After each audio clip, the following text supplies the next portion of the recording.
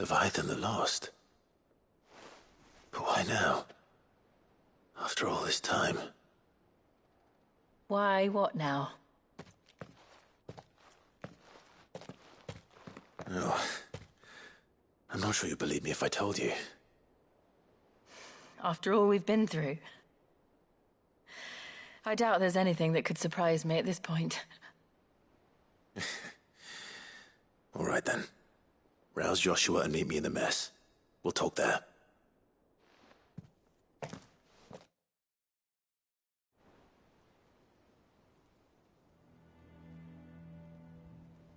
I see we're all here. So, what is it this time? I'm not sure yet. The letter delivered to my chambers omitted a few crucial details. Do we know its provenance? That was one of the details it omitted. But whoever the sender was, it seems the Dame held them in high enough regard to point them in our direction. The Dame? Well, she's not one to waste our time. It must be important. Important might be an understatement. If the letter is to be believed, Leviathan's dominant is in danger. And someone wants us to save him. Leviathan? So the Warden of Water has finally returned. What has it been? 100 years? More. The Lost moniker dates back at least that long. Even our venerable lawsman would not have been so much as a glint in his father's eye when last the mighty serpent brought his crushing waves to bear upon the realm. But why the gap? I know it can be a few years before a new dominant's born. But over a century? Should the dominant of Water's bloodline have been severed somehow, it could have prevented a new dominant from awakening. But if one has awakened now, he couldn't have chosen a worse time. Every nation in the realm has lost its dominant. If word gets out that there is still one to be had, they will stop at nothing to claim it for their own. And the twins will be at war again, just when humanity most needs to come together. Did the letter say anything else? Only that if I wish to know more, we must meet in person. And that the Veil can arrange a meeting. If nothing else, you can be certain it ain't a trap. Famous last words. I'm coming with you. As am I. Thank you. Both of you. And Otto? Yeah. I'll keep an eye on things here. Didn't fancy coming anyway. Thank you. I shall leave the Invincible in your capable hands.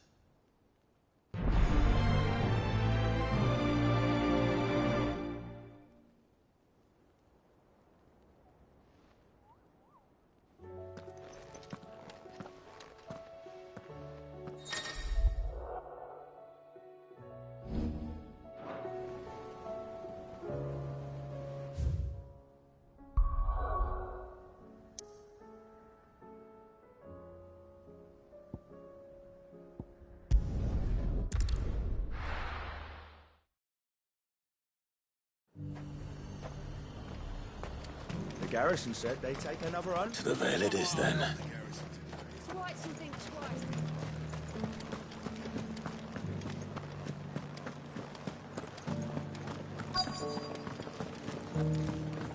Looks like you've got a first. But enough talk.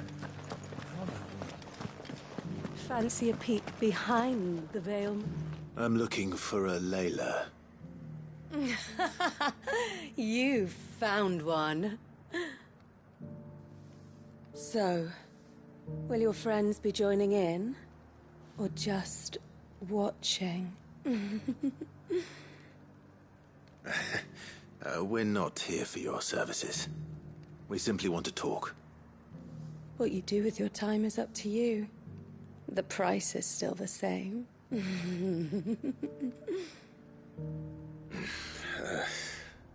We're here about the letter.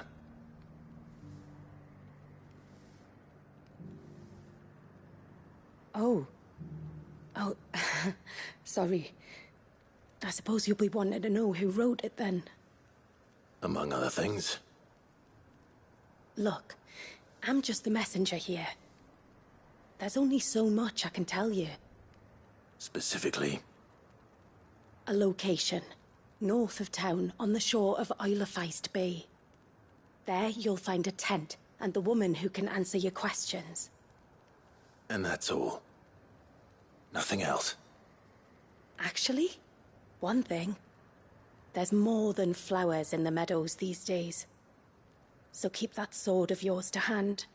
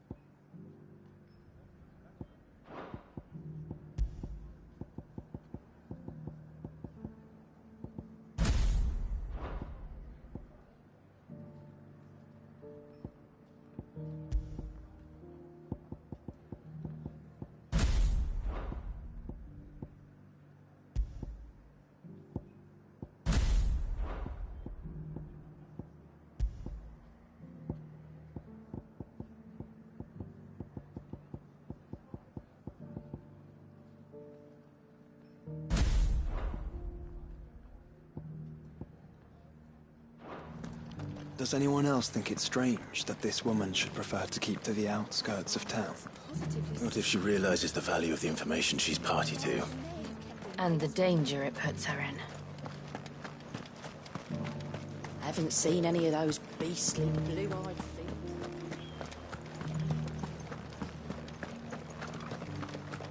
Do be careful. I will.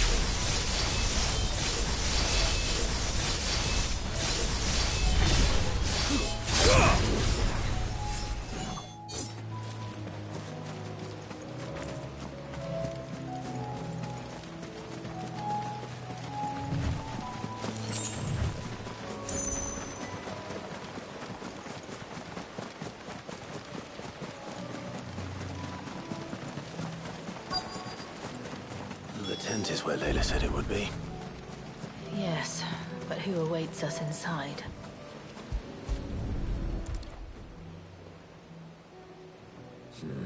It's empty. Why am I not surprised?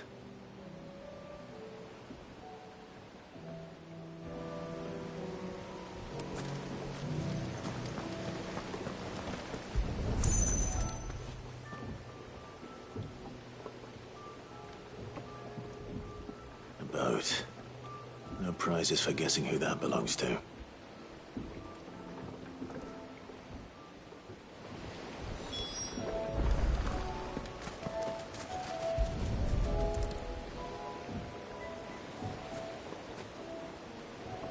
The embers are still warm. So you're Sid.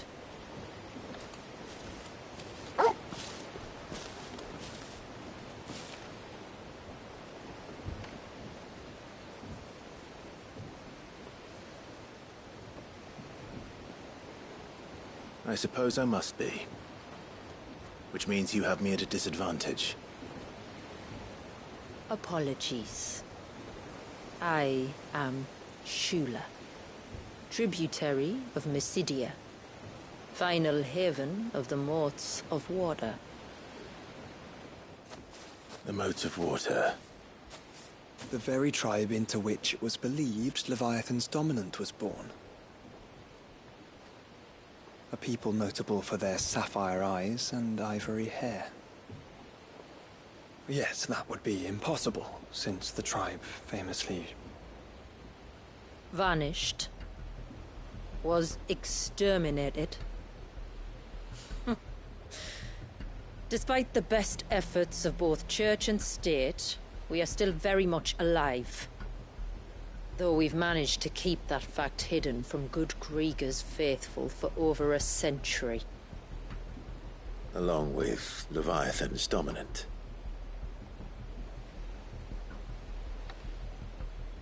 That wave out there. What do you know of it? The Surge. Only that it's been there a long time. Since the fall of Drake's Eye almost a century ago. Some claim the two are connected, but none can speak with any certainty. So in other words, you know nothing. Not that I'll hold it against you.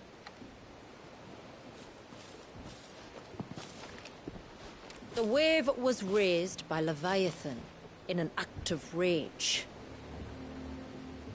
Moments before the waters were stayed, and the icon and its dominant bound within. And you want us to? Rescue him. Yes.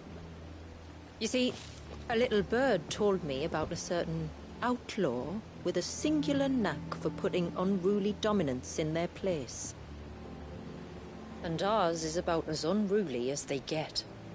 For years, we've searched for someone who could hold their own against an icon. Someone just like you. So what do you say? Will you help us? What exactly did your dominant do to warrant this punishment? What did he do? He committed the greatest crime one of his kind can. He was born.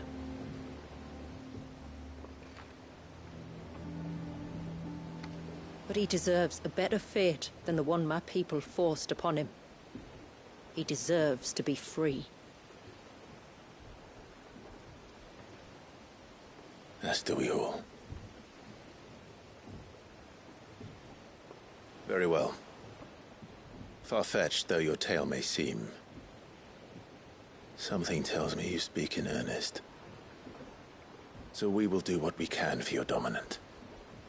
But first, you will tell us everything you know about him and the means of his imprisonment. I can do better than that. I can show you. Care to take a trip across the bay? My people await you there.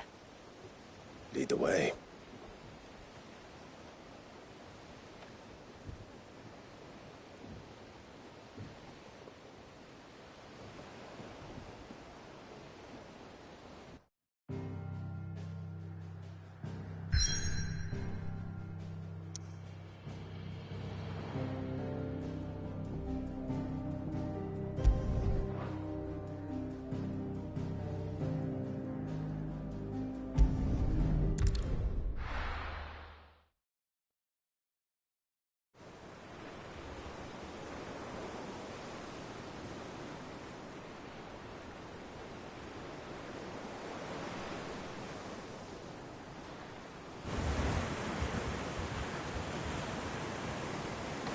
right. You might want to hold on to something.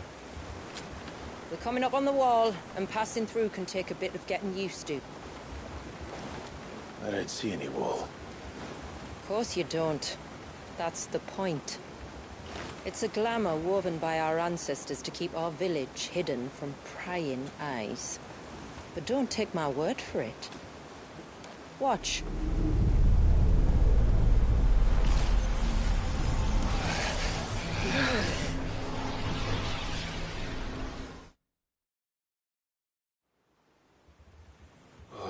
That was worse than a slug of Bacchus wine.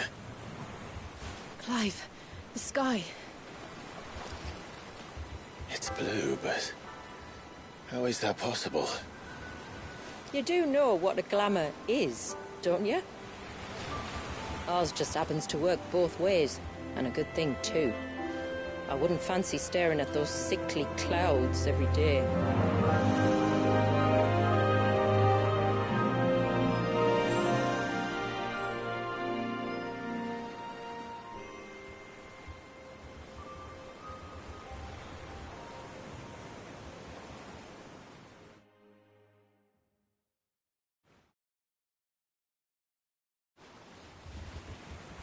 And that concludes our little voyage. We're here.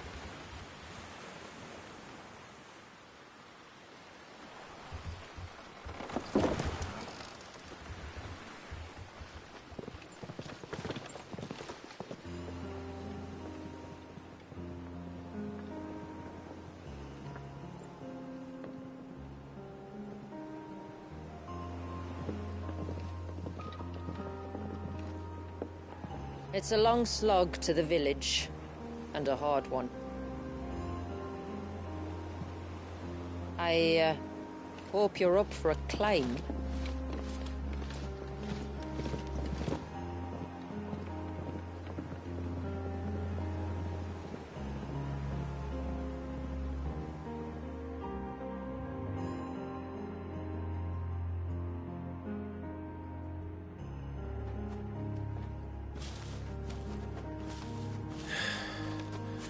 Finally. What? You didn't think we'd arrived, did you? The village isn't up here. It's on the other side of the mountain. Of course it is.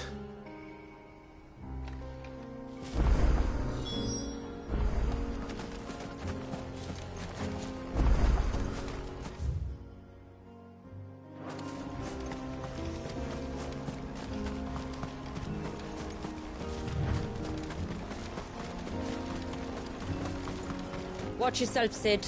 This path can be treacherous. If not for the sheer drop, then for the beasts who prowl it. Thank you for the warning. And please, call me Clive. Sid is an alias. You will be pleased to learn, Lady Shula, that I have no such aliases. Is that so, Lord Margrace? It's all the same to me.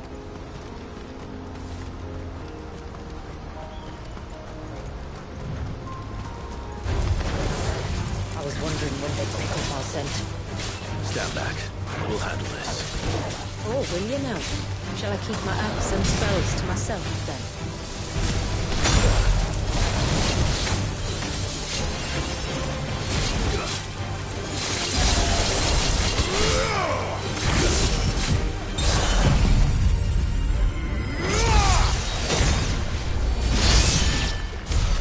Earlier you mentioned spells, yet I see you carry no crystals. Since when did a bearer ever need crystals? But then, where is your brand? Waiting for me in Sunbreck, if I ever get careless. Then it's in for a long wait.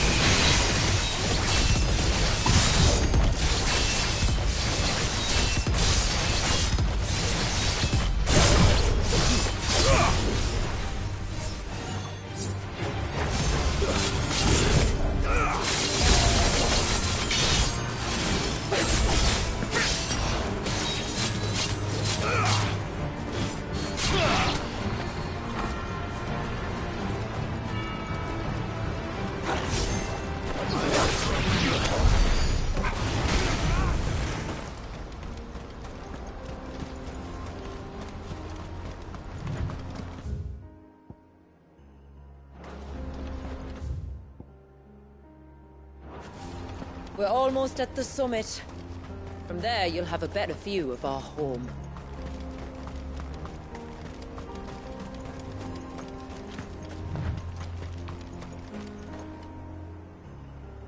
Few have ever set eyes on what I'm about to show you. Just so you know. This is not what I expected. Welcome, my friends, to Mysidia.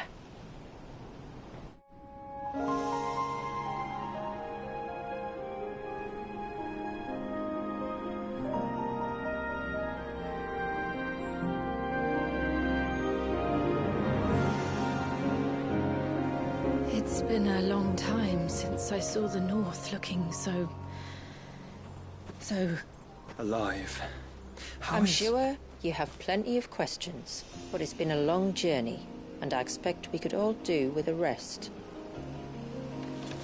Our humble village is only a short way from here, if you'd care to accompany me. Let's get ourselves in front of a fire, and I'll tell you everything you need to know.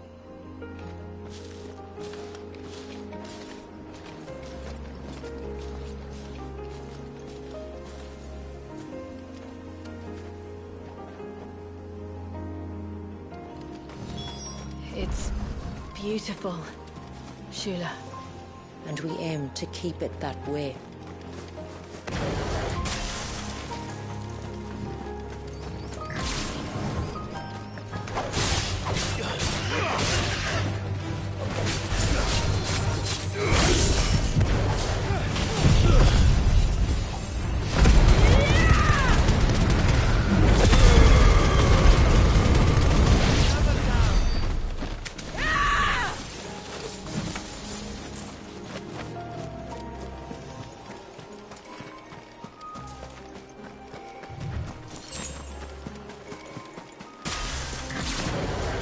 Are those stones glowing? That's one of the cairns which maintain the glamour. Steer well clear.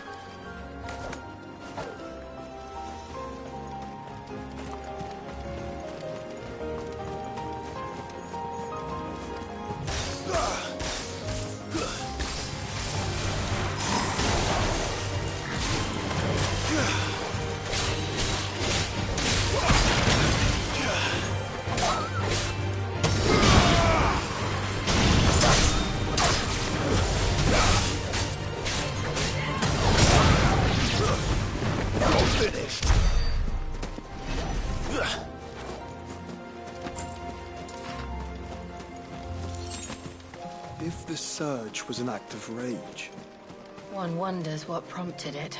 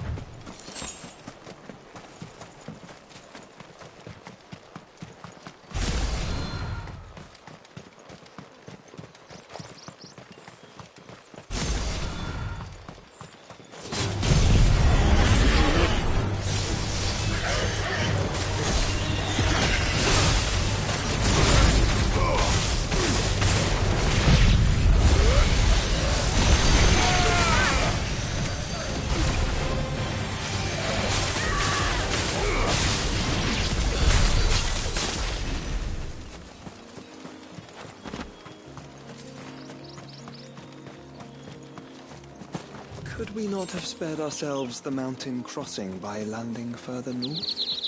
In clear view of the bay?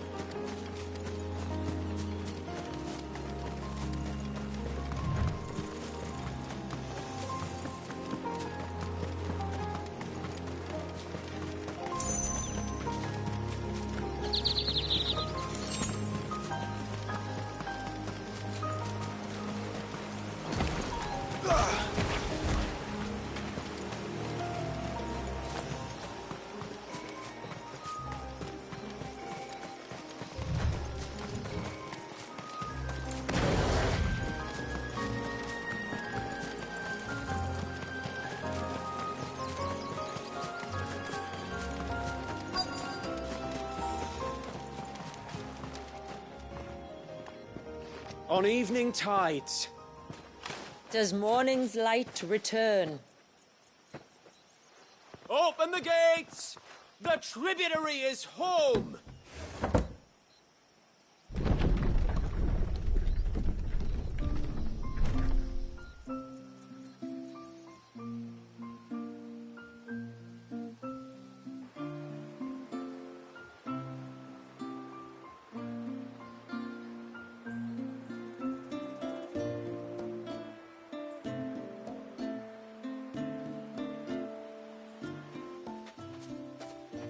Outsiders? Well, I never. Look at the size of that dog. All right now, back to your duties. You'll have to forgive my people their curiosity. We don't get many visitors. Or any, truth be told. Then we are honored to be the first. This is quite extraordinary. Like stepping into another world. So do you believe me now? You've made it difficult not to, my lady. But how did your people chance to settle here in the north? Unless I am much mistaken, the moats of water long called the coasts of Southern Ash their home. Until Drake's Horn fell and the Blight forced them ever inland, where... We met our doom, along with our dominant. I see you've read the Gregorian Church's account, but perhaps you'd like to hear ours. That building over there is the Witten Hall. It's where my people gather to discuss matters of import. We can speak more inside, once the place is ready to receive you.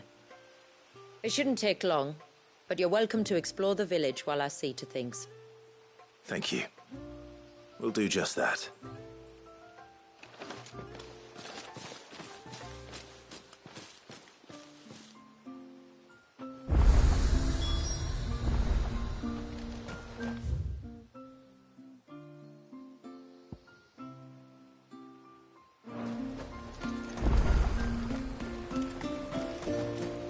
That'll be them then. Don't look like much. Look! That one's got a black cape. Intruders! We must flee. Oh, do you think he begs?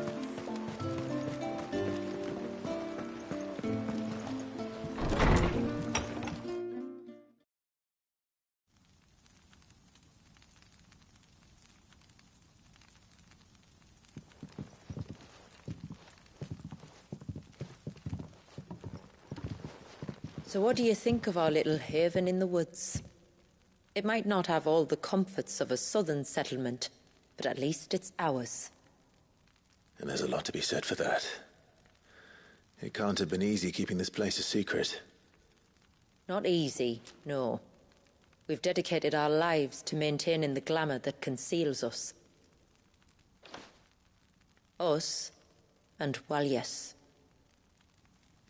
This man, Walyas, is he Leviathan's dominant? That's right. Though he's no man, Walyas is still a baby. A baby. Forgive me, but you said that the Dominant and his icon were bound inside the Surge almost a century ago. That would surely make him older still. It would, if he'd been allowed to age. But the spell robbed the poor bairn of even that. I'm sorry. Wallius was the son of my great-grandfather. Leviathan awoke within him almost immediately. But instead of allowing the lad to live out his life as a valued member of the community, my ancestors sought to put his power to other uses. Sadly for them, the Icons sensed their treachery and summoned a wave so large it would have swallowed the entire village if my ancestors hadn't stopped him. Then it is not the Surge that binds the child, but time itself. Yes. Forgive me. I'm still not sure I understand. I'm not surprised. It isn't the easiest thing to explain. Which is why it might be better if I took you to see him. Show you exactly what he has to endure. That is why we came. Then let us be off. There's a road that leads north from the village. It'll take us right into the Surge.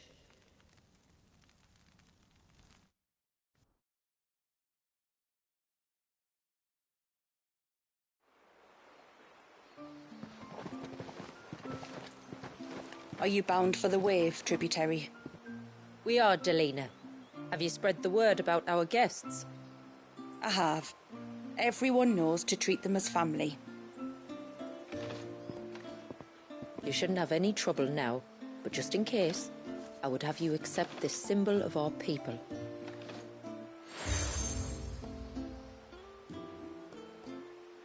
That's very kind. I look forward to meeting the family. The feeling's mutual.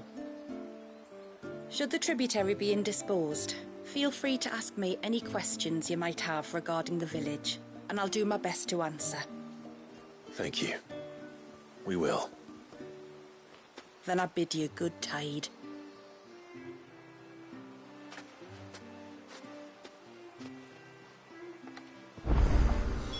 Our storehouse lies across the bridge.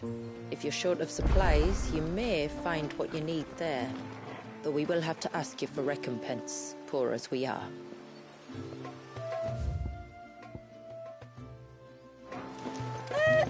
Sid? You are Sid, aren't you?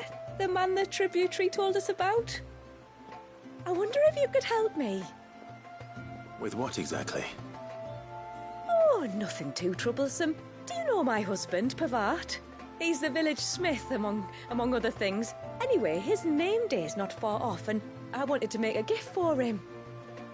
He's a craftsman, you see, and he's been fretting about running low on the flowers he uses for dye making, so I wondered if you might collect some for me and give them to him. Would this gift not be better coming from you? Perhaps, but it can't, for reasons I can't go into. Please, I know it sounds daft, but I'd be ever so grateful.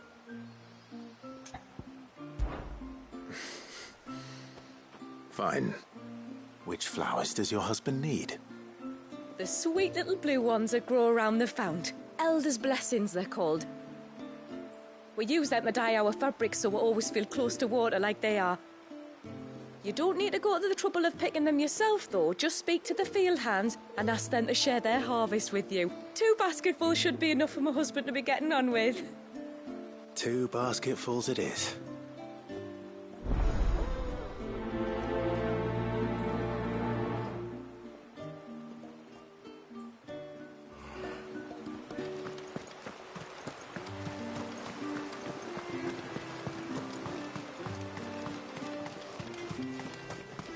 I'm not arguing.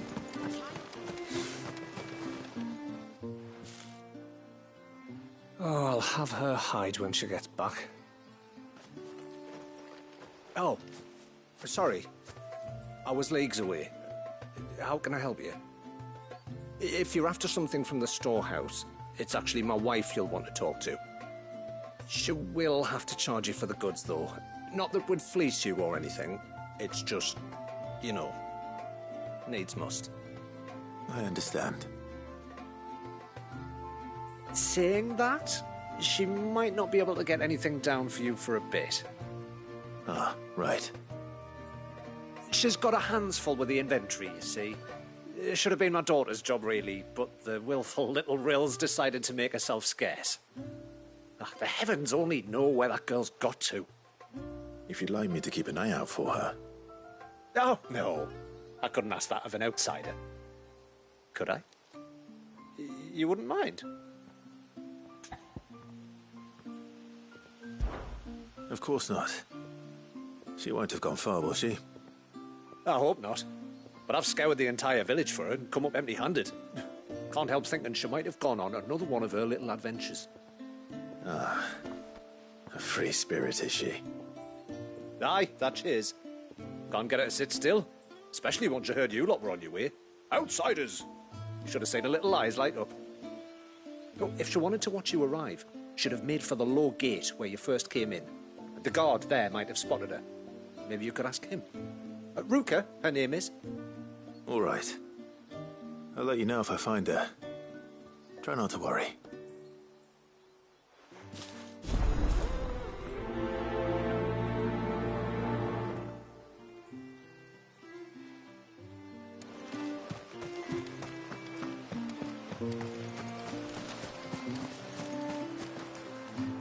Excuse me.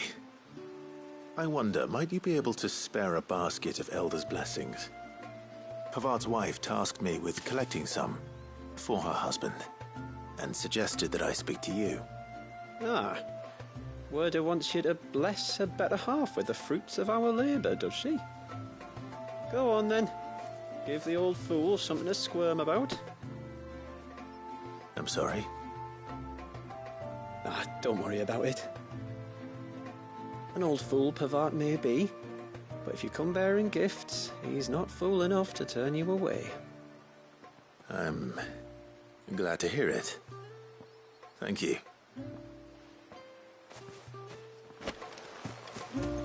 The mirrors. My people believe they frighten off trespassing demons by showing them the evil in their hearts. Care to take a look?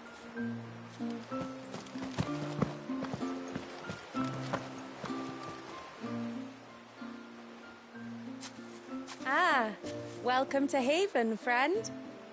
Thank you. Forgive my presumptuousness, but the smith's wife has asked me to make her husband a present of some Elder's blessings. 2 basketfuls, to be precise. Well, I have one, if that's any help. It is. I'm much obliged. They really are beautiful. Aren't they just? Though that's not the only reason they have a special place in our hearts. Legend has it that when our people fled from Ash, the tributary of the Tyne took some seeds with them. And as they wandered high and low across the Twins, he'd plant them wherever they stopped for water. Every elder since has done the same. So when we finally put down roots here in Mysidia, the flowers did too.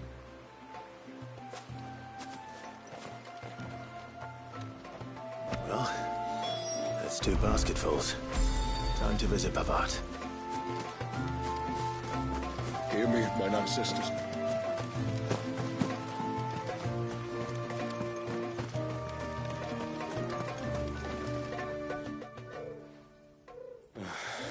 What do you want? Your wife asked me to bring you these flowers.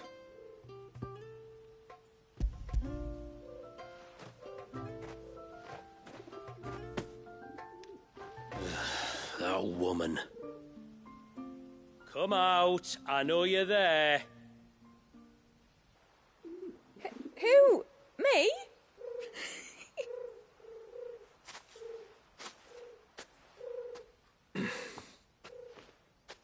Would either of you care to explain what's going on? I'm sorry. I didn't mean to deceive you.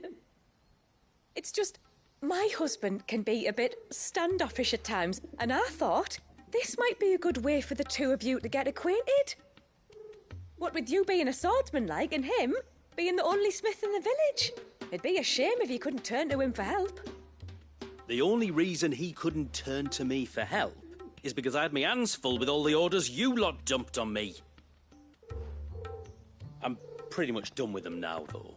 But, for the record, the tributary said that we were to lend you outsiders our aid, and that's exactly what I was planning to do. With or without my darling wife's meddling. Still, here we are. Acquainted. So, if there's out you need, just bring us the materials, all right? All right. All right, then.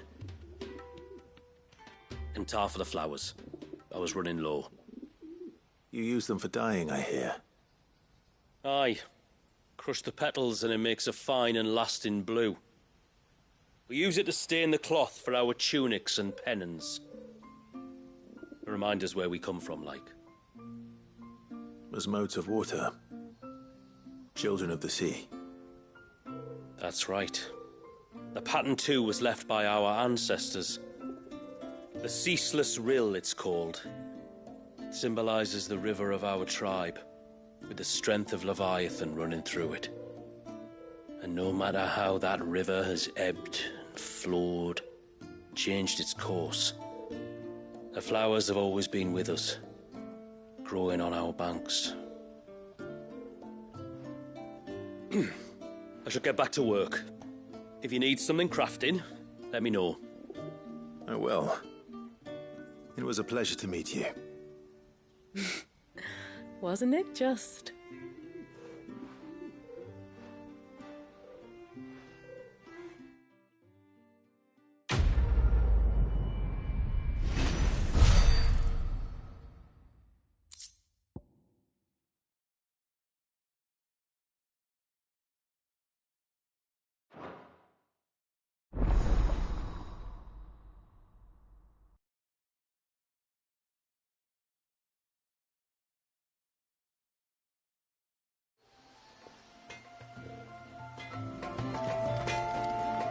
What is it you want?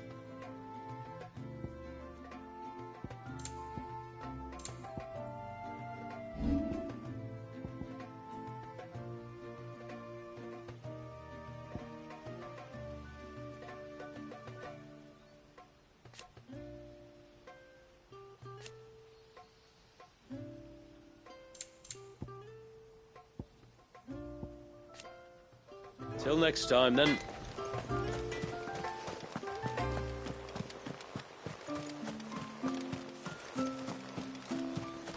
Hear me, mine ancestors.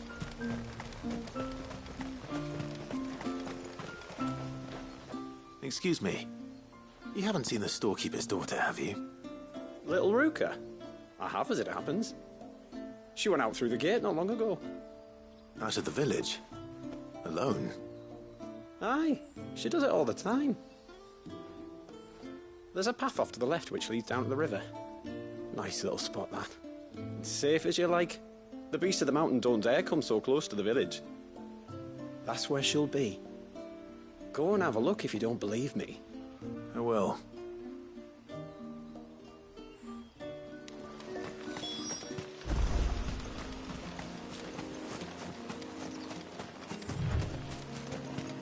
This must be the path.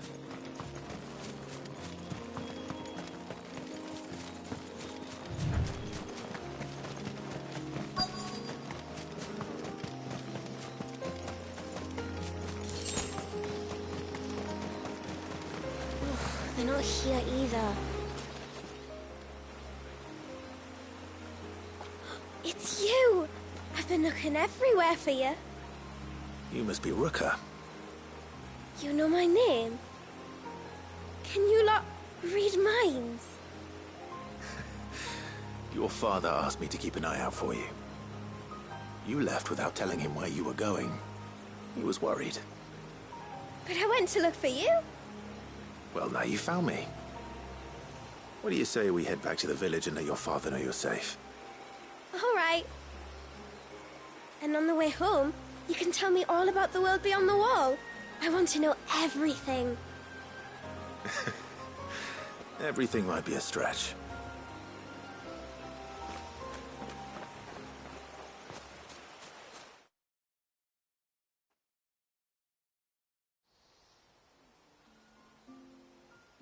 Thank you for bringing her home. And sorry for the trouble. Oh, no. It was a pleasure. Daddy, did you know that there are villages 10 times as big as Haven in the outside world? 10 times! Cities, they call them. And in these cities, they have great big walls and towers and castles. Oh, to think I was worried. You can tell me all about the outside world later, Sweet Pea. Now go and help your mum with the stores. All right.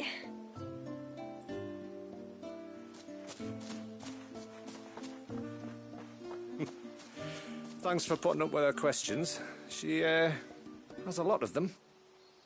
One of the big ones being, what are the people beyond the wall like? Reckon you've made a good first impression. Are we the only one she's ever met? That you are. The rest of the world can't know we're here, so we'll have to be very careful who we're letting in and out. A few of us might make the occasional trip to shore for supplies, but for the most part, we'll make do with what we've got, including what the old Northerners left us. Yes. You built on top of the old ruins, didn't you? Well, they make for fine foundations. Their masons clearly knew what they were doing. That's one thing we don't have to worry about. Oh, it's everything else that's the problem. Medicines, metals for tool making, anything like that. We have to dress up as travelling merchants and make a trip to the outside and pray to every cloud in the heavens that nobody sees through us. Which explains why you need Gil. Aye. And now Ruka's back, my wife should be free to assist you with any potential purchases. So please, do make good use of our stores, because we fully intend to make good use of your coin. I'll be sure to keep my purse strings loose.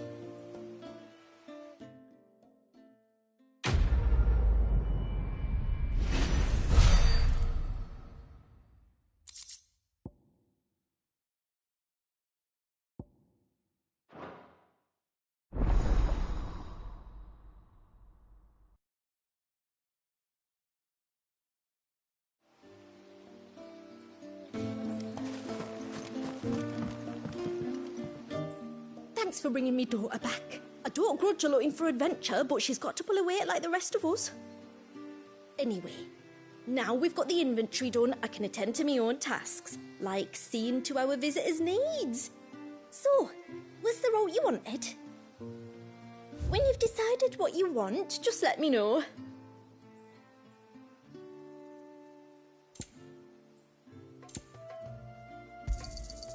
Well, if you're sure you need it, may it serve you well. Here you are.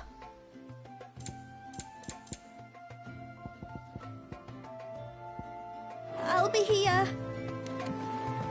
What do you think the tributary sees in those outside?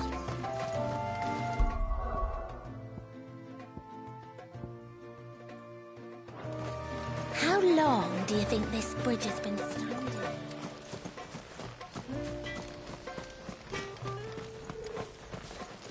Yes?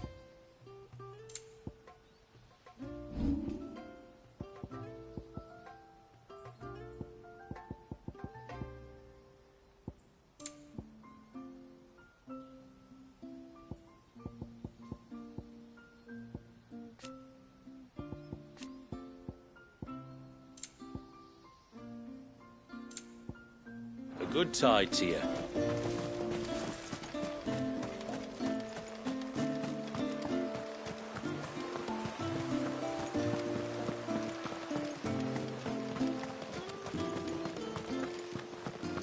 Suddenly, there were curves everywhere.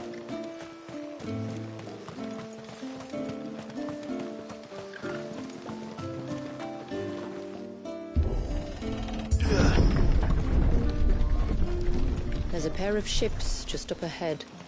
Ships? But are we not still leagues from the shore?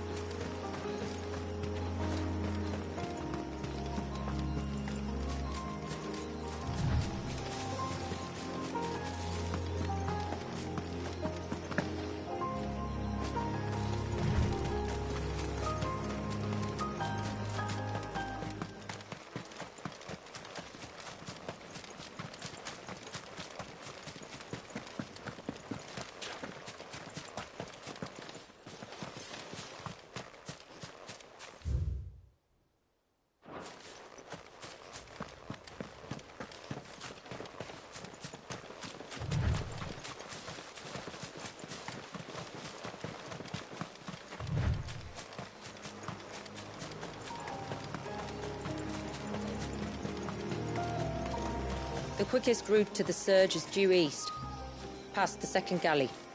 Shula, how did these ships come to be here? What do you imagine happens when an icon of water gets angry? Really, brother, did you have to ask?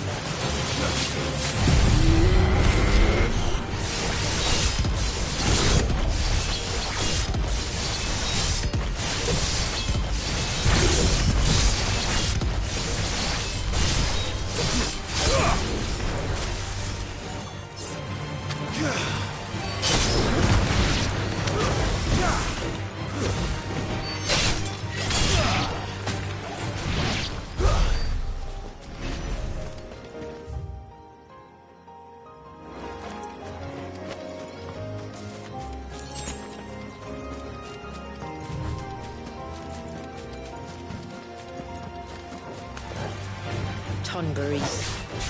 Fell creatures consumed by their hatred for everyone and everything. Everything save sharp knives, it seems.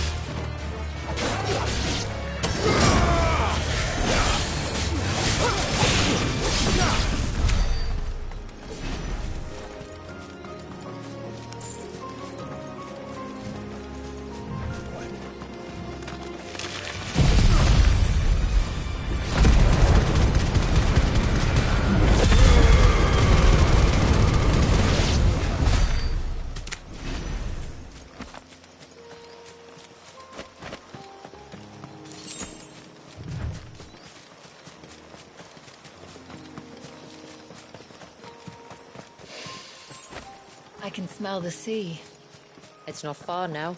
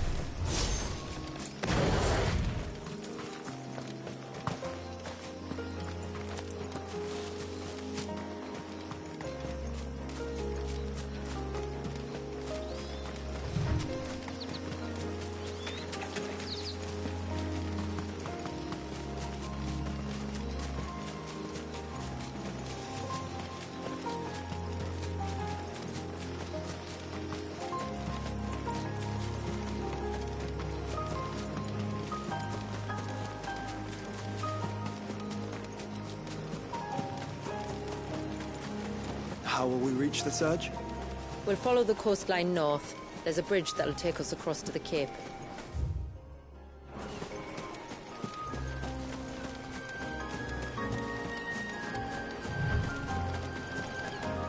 You don't want to go down there. Trust me. Do I even want to ask why?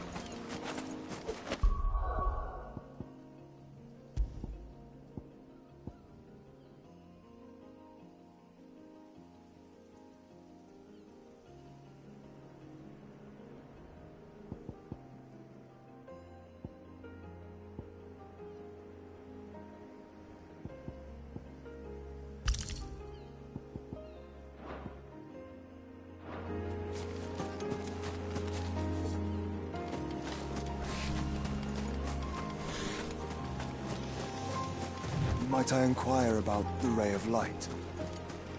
It's what prevents the surge from being reclaimed by the sea. And Dwalius for his people.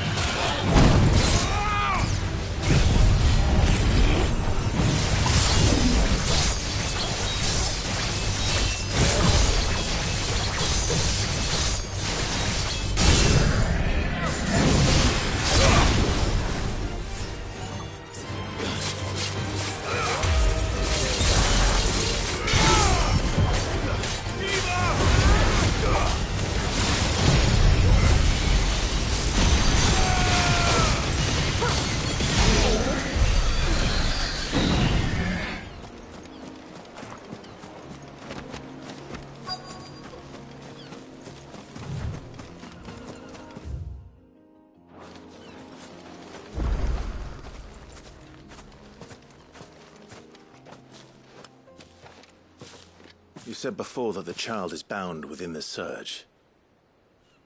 But you've yet to tell us how we're meant to reach him. I trust we won't have to hold our breath. No. The surge wraps around the cape without engulfing it. If we continue to its tip, there is a path down to the seabed.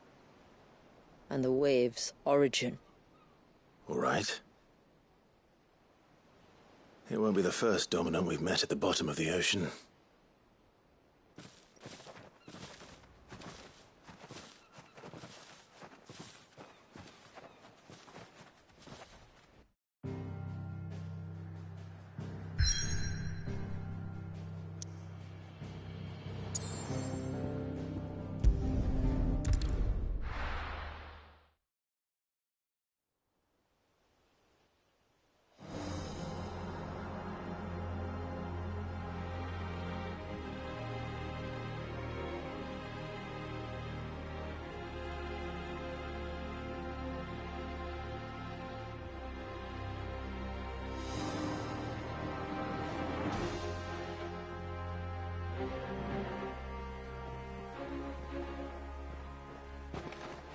It's not much further now. The path seems well kept. Do you and the villagers often come this way? Only me. Once every new moon without fail. It is my duty both as village elder and Walius's descendant. But surely no one blames you for what happened. Why should you bear the responsibility alone? You misunderstand. I do it because I want to. To show him that he isn't alone, and that there are still some of us who would see an end to his suffering. Suffering you will soon witness with your own eyes.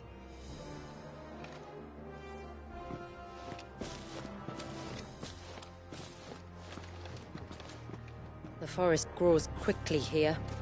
Left unattended, the path would be reclaimed in a matter of moons.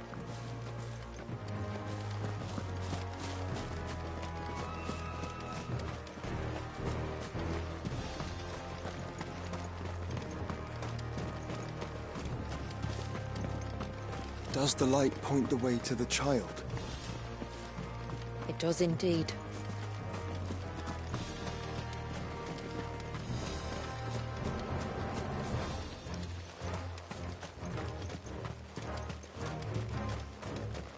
Look at all the droplets of water suspended in midair. Where they have remained untouched by time for 80 summers. It's not right. No, it's not.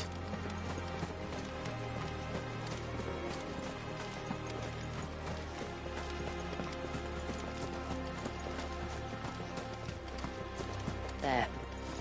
Up ahead.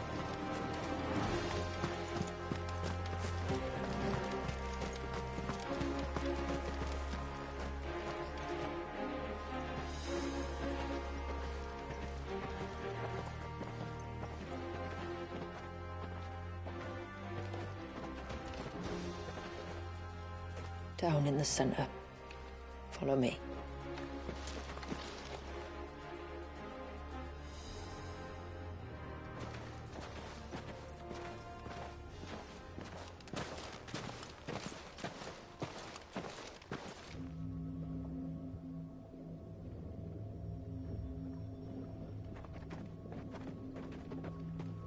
He's still primed. I'll never forget my first priming. The fear. And I was old enough to understand what was happening. One can only imagine how this poor child felt. He is the victim of an unforgivable sin. Committed by people who saw him as nothing but a means to an end. He must be so frightened. Then I'll ease his burden. You don't mean? I'm not going to hurt him. Contrary to the tales, I don't go around killing dominants for no reason. What if I told you there was a way to remove Walius's icon? I tell you, you were a madman. It's hard to believe, I know. But it can be done. Though, it isn't without its risks. Part of the icon remains no matter what. So, it might still come to violence. I don't know. It depends on the dominant. I've seen things end well, and I've seen things spiral out of control. But I do know one thing. If we turn our backs on this child, there will be no end to his suffering. And I think that a worse fate than the alternative. Don't you?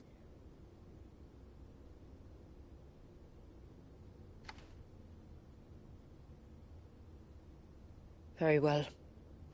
Do what you must. And whatever happens, I will own the consequences.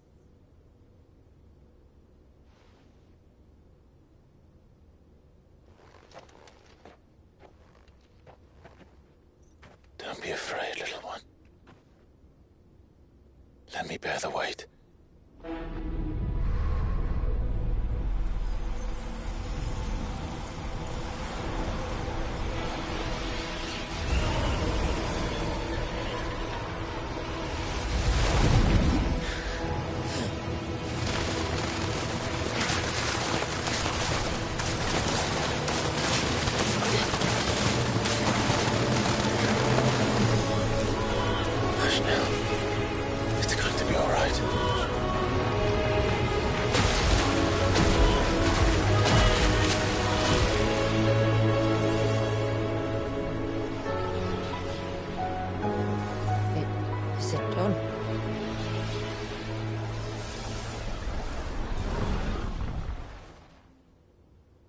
I think so.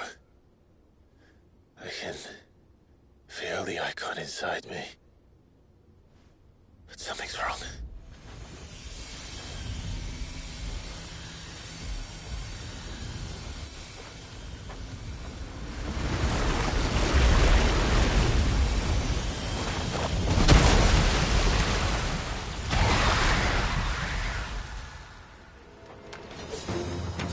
He wasn't just afraid. He was angry. All right. Let's see what you've given me.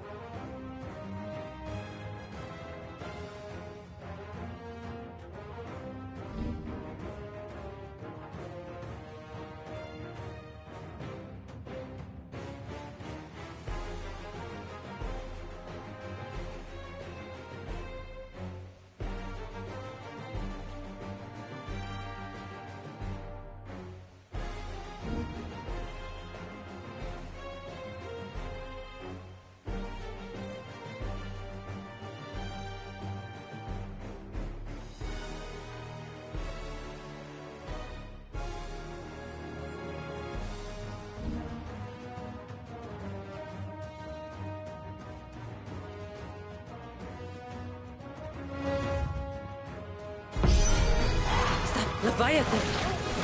No, just enough. But a formidable adversary nonetheless.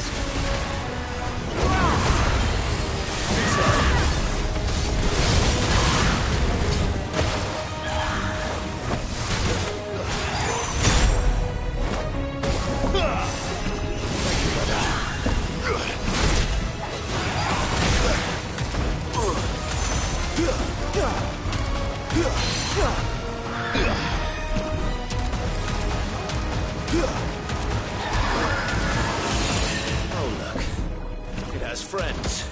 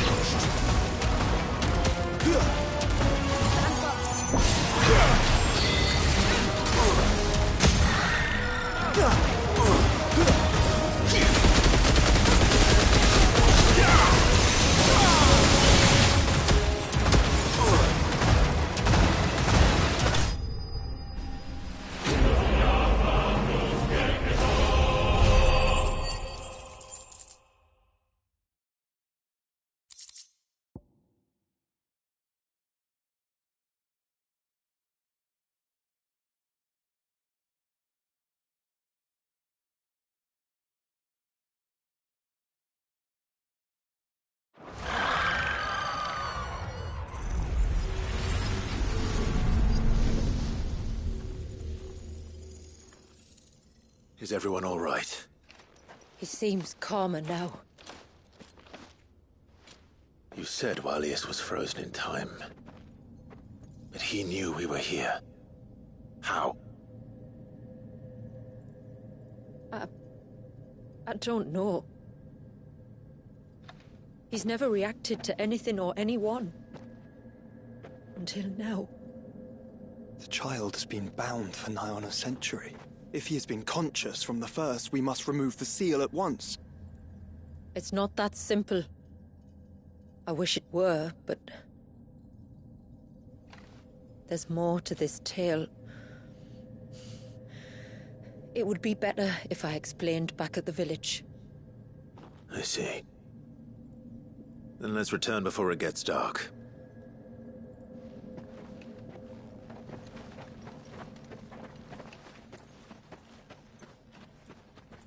I'm sorry, Walius. I will make this right.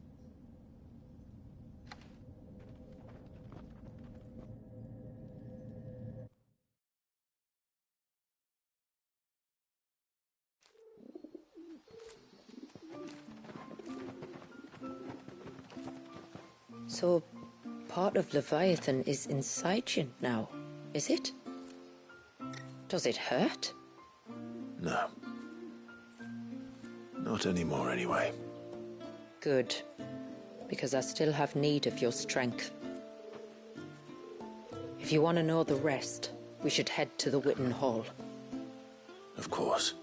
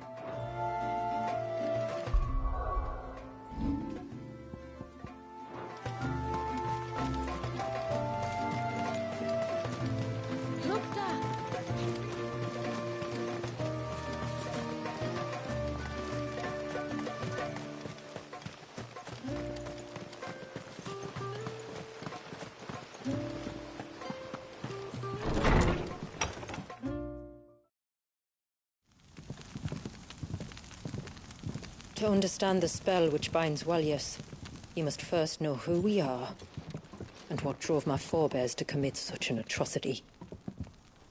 This tapestry is our story, the one that brought us here. After generations of wandering, my people sought refuge in northeastern Storm, some 170 years ago.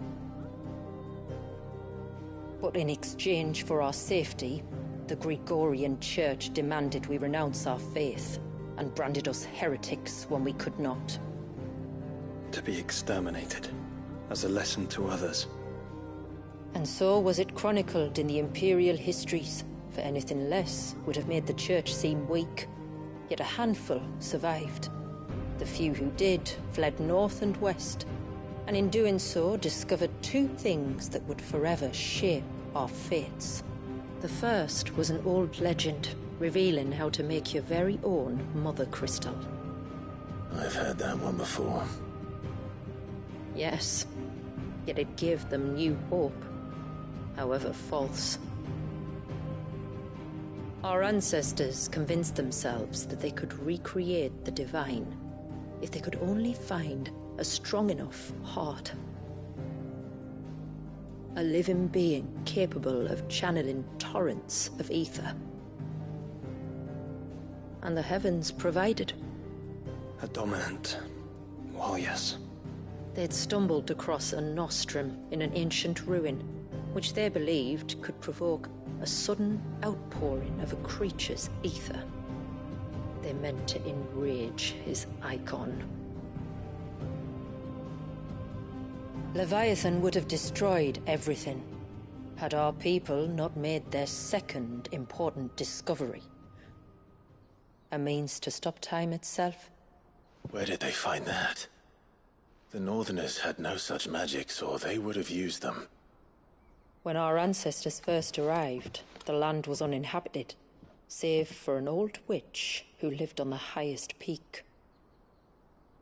Her body had been consumed by the curse, a cruel payment for her long years of service to the Northern Thanes. So desperate were they to prevent the fall of Drake's Eye, they'd forced her to devise a spell to stop time. But Drake's Eye did fall. It did. When she finally perfected the necessary magics, it was already too late. As punishment for her failure, the Thanes exiled her to this forsaken place to live out the few days she had left. Knowing her suffering, our ancestors cared for her as best they could, and in return, she gifted them her spell. That even though she should die, her legacy might live on.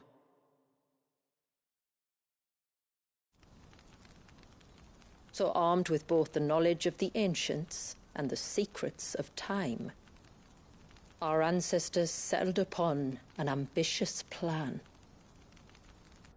They would create a new Mother Crystal and enchant it that it might endure for all eternity.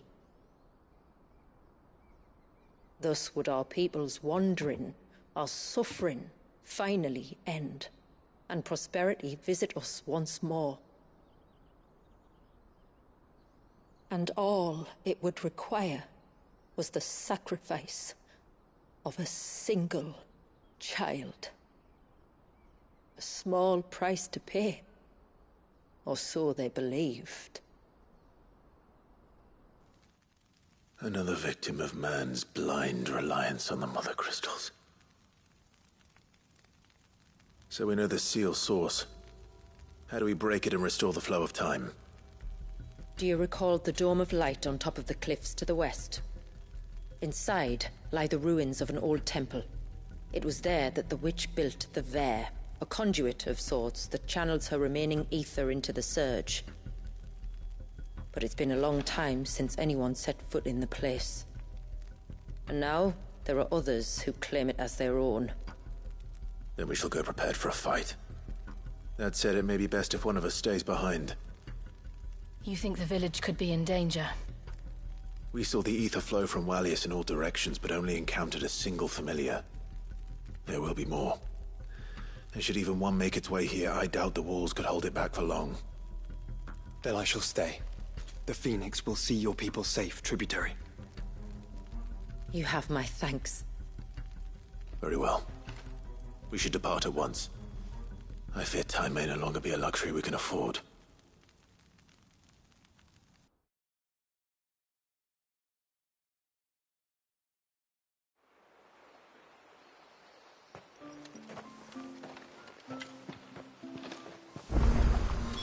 The Vare is not easy to find. We must first head north, and then west, deeper into the forest. No sign of the child. Reckon my steel's just as good as any. There.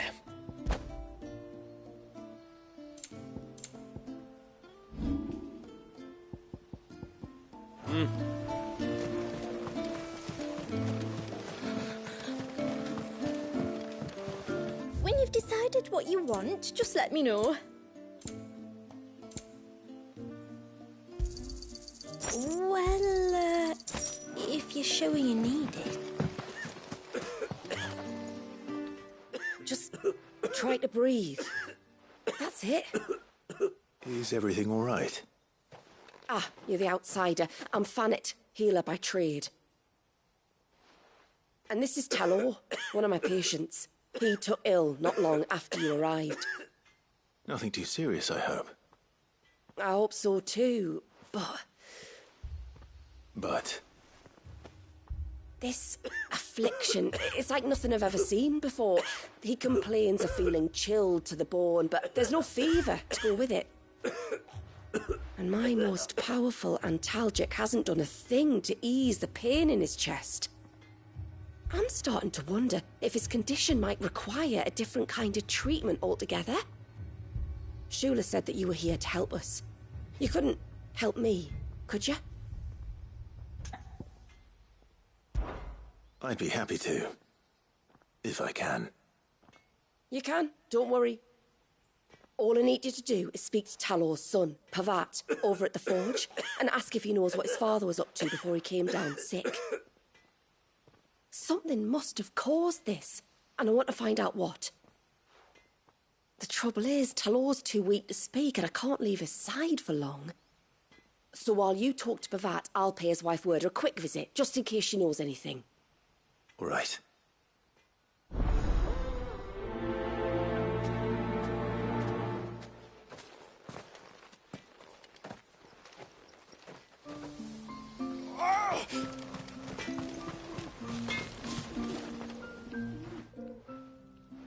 Oh, do you need something? I do, though not from the forge. Fanit asked me to speak with you. She's looking into the cause of your father's illness and wondered if you could shed any light on the matter. I see. Sorry. She shouldn't have dragged you into this.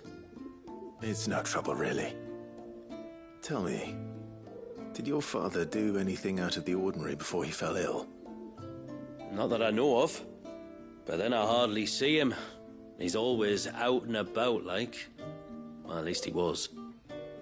Suppose he might have been a bit more fidgety than usual, but apart from that... When you say out and about, where does he usually go? Just round the village. Wanders over to Blazier's place most days. He's a fisher who lives on the other side of the fount. They're old friends. Maybe he knows something I don't. Maybe. I'll go and speak with him.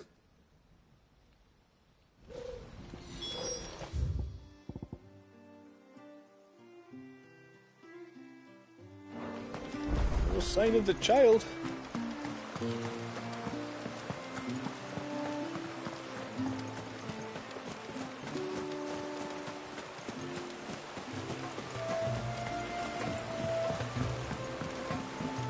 My lord, may I... There is a matter with which I would beg your aid. Of course, what is it? Please, not so loud. Something serious, then? Yes. I think we might have company.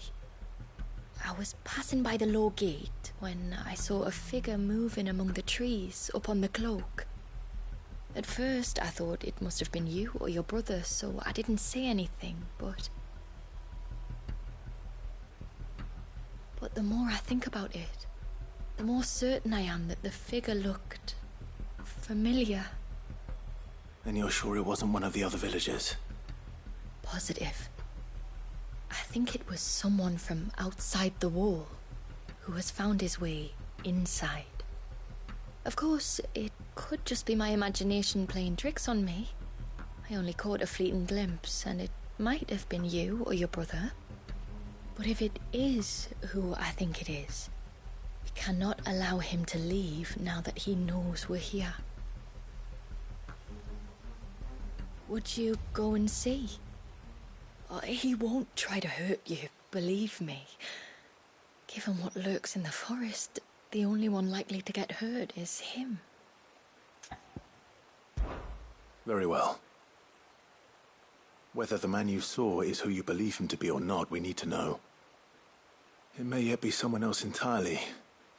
Someone who means your people, or my people, harm. Perhaps. Just promise me that if you do find someone up there... Don't worry. I won't draw my sword unless I need to. Thank you. Yamila, this man you saw, might he be the customer you told me of? I fear so. The customer? I'll explain later. Come on.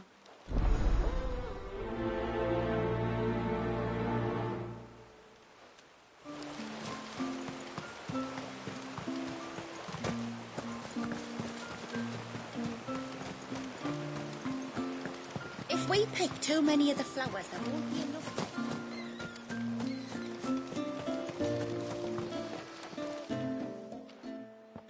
Greetings, stranger. What can I do for you? Your name is Blazir, is it not? Pavad tells me you're a friend of his father's, and that the two of you may have spent some time together prior to his illness. His illness? Talor's never been ill a day in his life. I don't know why he'd start now. Oh, Fanny doesn't know either. It was she who asked me to look into his recent behavior on the off chance it might explain how his condition arose. Oh, I suppose there was something that struck me as a bit odd. He kept asking about the woods. Did you see anything strange on your way back from the shore? Are you certain? Do you swear? That kind of thing. I didn't, of course. But he wouldn't let it go. It was like he was expecting something to happen. It was just a matter of when. Not that I know what. But he never told me anyway. Well, that certainly does sound unusual. And it might just be what Fanet is looking for. Thank you. I don't mention it. Oh, and when you say Talor, wish him the best from me, eh? Let's see what the healer makes of this.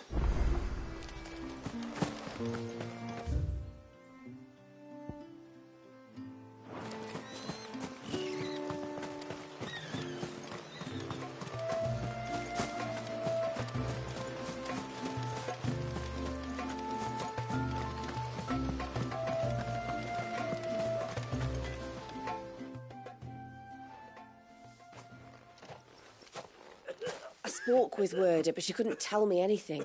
Did you have any better luck? Nothing conclusive. But there was one thing. Blazir, the fisherman, told me that Talor had taken a sudden interest in the forest of late. He kept asking him if he'd seen anything unusual there on his way back from the coast, but never let on what exactly he was expecting him to have seen.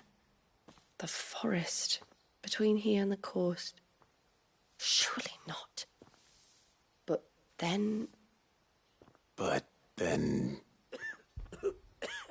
I can't say for sure. But I think Talor's illness might have some connection to the Tomberries. You may have encountered them during your time here. The small, scaly beastmen. And you think they may have caused Talor's illness? I do. At least in a way. And if I'm right, it's no wonder the treatments I've been trying didn't work. Oh, I know it's a lot to ask, but would you go down into Father's Fell for me? There's an altar there, and if my fears are true, an offering upon it. What is going on here? Please. I'll explain everything when you return, but time flows fast. I beg you, make haste for Father's Fell and take the offering from the altar. Talor's life may depend on it. Very well.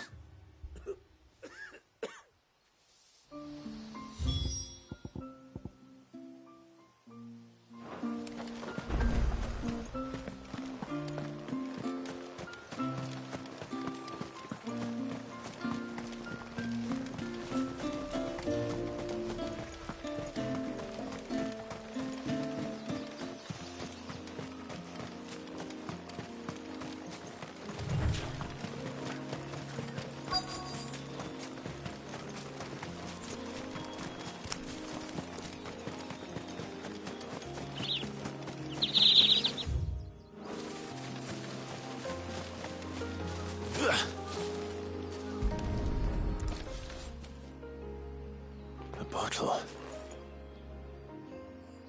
Breath of the Arbor. Perfume from Sambrag. Looks expensive, too. Who's there? Stop!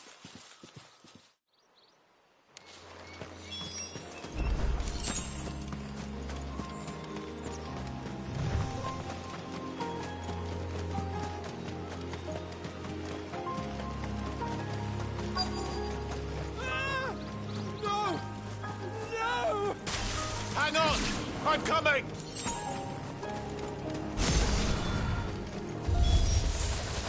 Don't eat me! I'll give you gut rot, I swear!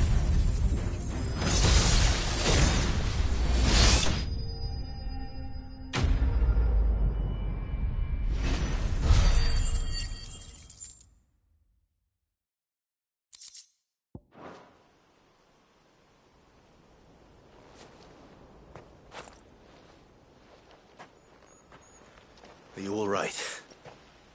I'm more than... I'm saved! Oh, I could kiss you! Maybe you should introduce yourself first. Hervey!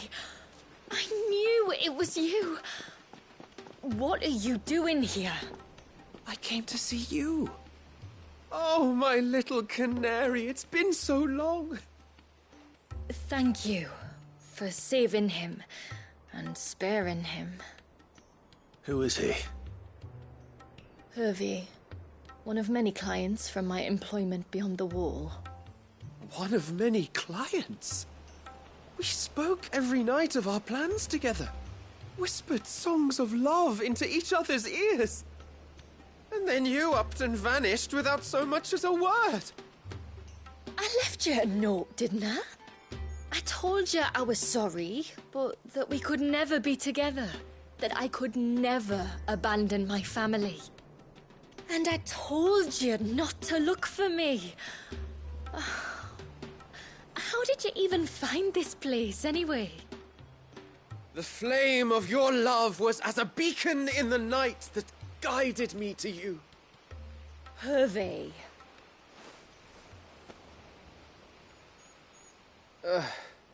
I was walking by the coast near Northreach when I saw a lady who looked like you. Eyes like the ocean. Hair like the driven snow. The next moment, she and her companions were jumping in a skiff and sailing out towards the wave.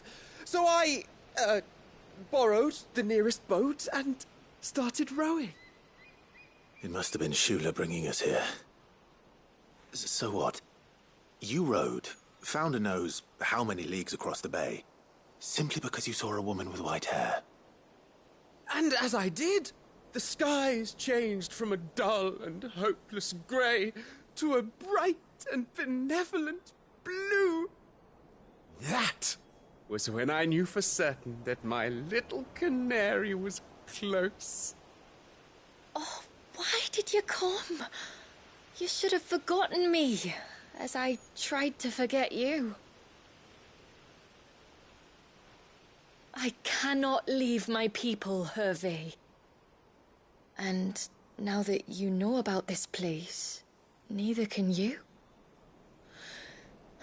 We must return to Haven and accept my family's judgment. I'm to meet your family. Oh, my little canary.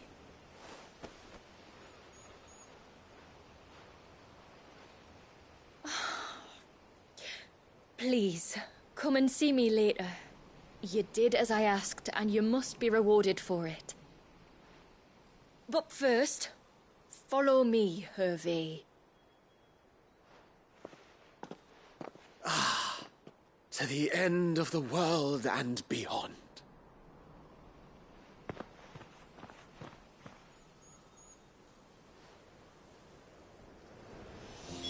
You should never have found this place.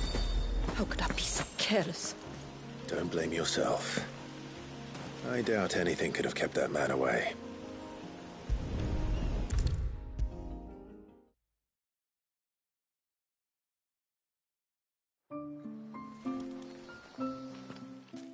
Forgive me. There's nothing to forgive. You two met at the Vale, I take it. When I worked there, yes. To earn the coin that my people need to survive. Though Mysidia is our sanctuary, there are certain necessities that it cannot provide. And for that reason, some of us seek employment beyond the wall. Yet few are the opportunities for followers of a strange faith in a strange land. And so you supported your family as best you could? I did. And I have never regretted it for a moment. I found a second family in the Vale, and in the Dame, a second mother. I also found Hervey. But our love could never be. I knew that if I revealed my secret to him, I would be putting my people in danger. But that if I did not, I would be living a lie, unable to return home. What will happen to him now? Since our people settled in Mysidia, uninvited visitors have been few and far between, but not unknown. Explorers, survivors of shipwrecks, none lasted long. I see. That was before my time, you understand. I've never had to make a decision like this before. Ymilla, know that I do not blame you for any of this. It was me who decided to make the trip to shore. Me who exposed our secret. This was my mistake, and I shall bear the responsibility. Thank you, tributary. I only beg you to remember that Hervey means us no ill will. He's just a fool. A fool who loves me. I will take that into consideration. But yours is not the only voice I must listen to. The whole family must be consulted, and it may take time for me to arrive at my decision. I hope you understand. Of course, tributary. However long it takes. Come what may, I thank you, my lord, for bringing us back together.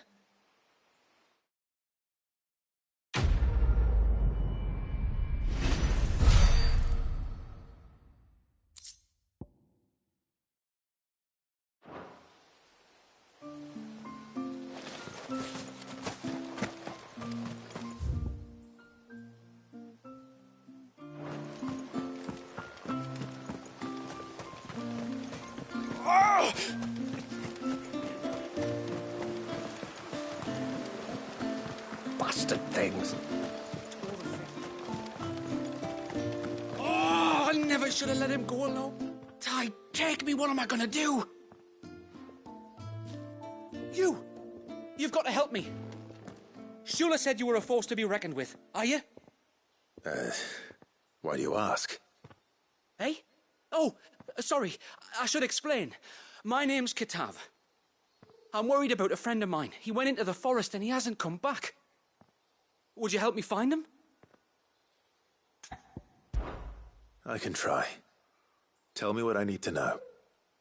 Of course. You know about the glamour our ancestors cast to keep this place hidden, right? Shula told us about it, yes. Right. So you know the cairns we use to maintain the spell? Well, it's me and my friend's job to maintain them. If it weren't for the likes of us, it would have faded years ago. So your friend went into the forest to visit one of these cairns? Aye, that's right.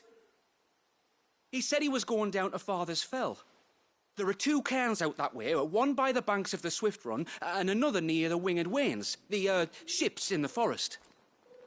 All right. How will I know this friend of yours? His name's Nassef. He's about my height, but clean-shaven. If you could track him down and see that he's come to no harm, I'd be much obliged. I'll search the village, just in case anyone's seen him, and meet you back here. Very well.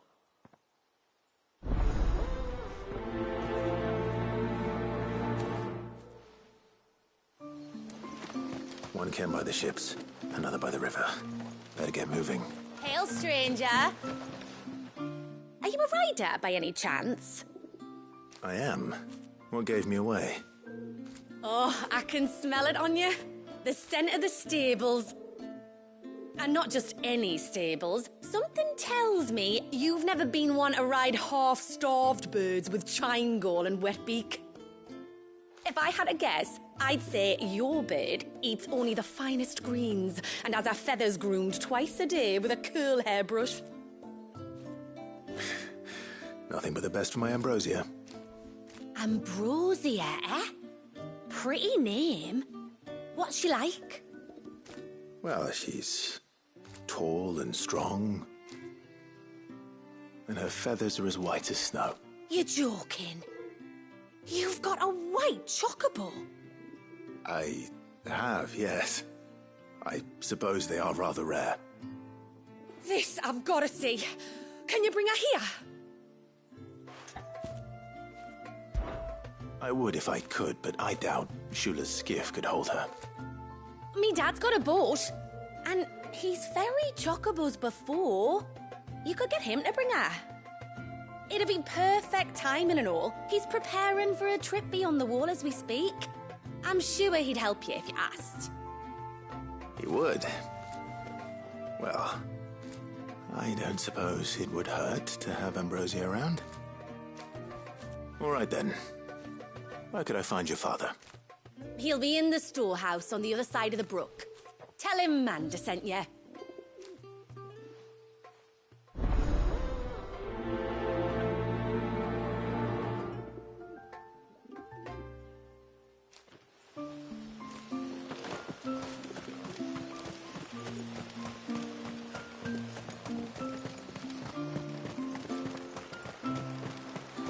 Bastard things.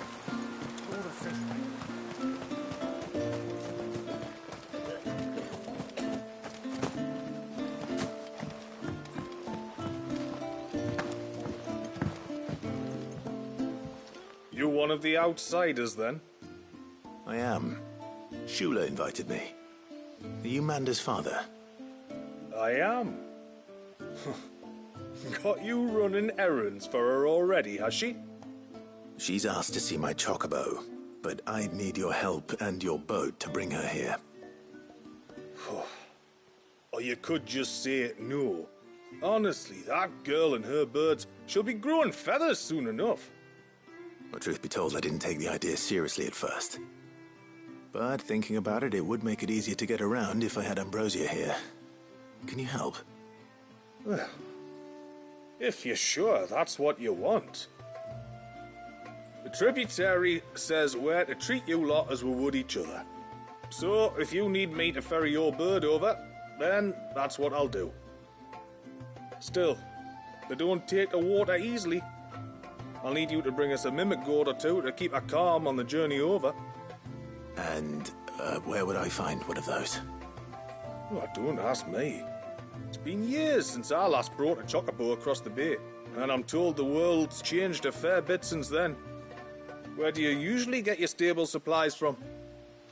Well, the man who made Ambrosia's tack lived in Martha's Rest, and if I remember correctly, he traded in chocobo feed too. So I suppose I'll go and ask him. I'll be sailing over to Northreach soon to pick up some supplies. While I do that, you collect your bird and your gourd, and then meet me by the shore. Just don't take too long, all right?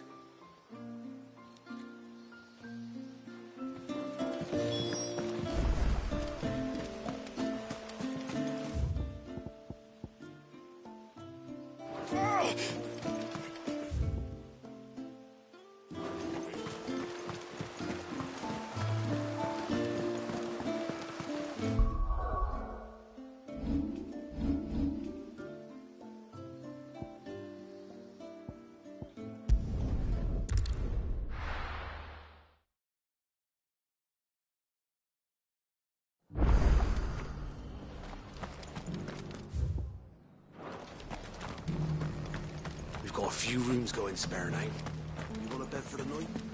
Speak to Martha. I remember you. You're the one who saved Whiteheart. How's the old girl doing?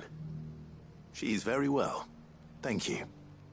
Oh, don't thank me. You're the one who saved her. Anyway, what brings you to the rest today? I was hoping to purchase a mimic gourd. And I thought you might be able to tell me where I could find one. Oh, reckon I could do better than that. Just so happens, I've got a whole carload of the blasted things. Not a buyer in sight. Really? Aye, you'd be doing me a favor taking a few off my hands before they turn to mush. But just be on the lookout for wild birds, eh? Don't want them chasing after you like they did me. I will. And thank you. Oh, you're very welcome. Any friend of Whiteheart is a friend of mine. And in times like these, friends have got to stick together. We certainly do. To Northreach, then. Wouldn't want to keep Anders' father waiting.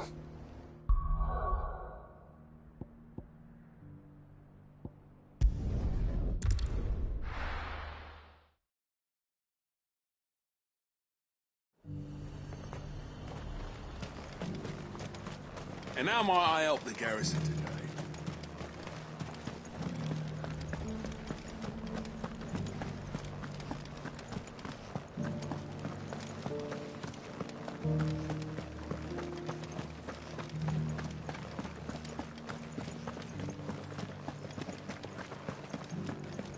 I haven't seen any of those beastly blue-eyed...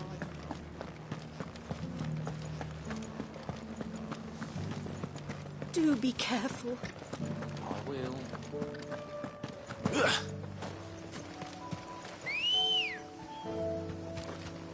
Let's go. Yeah!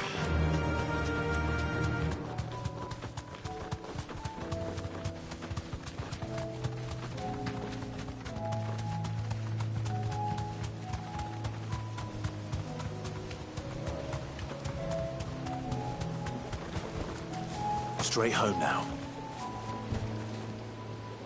Ah, there you are.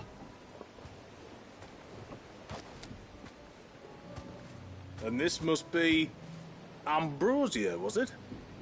Oh, she's a real beauty, isn't she? I have the mimic or two. Here.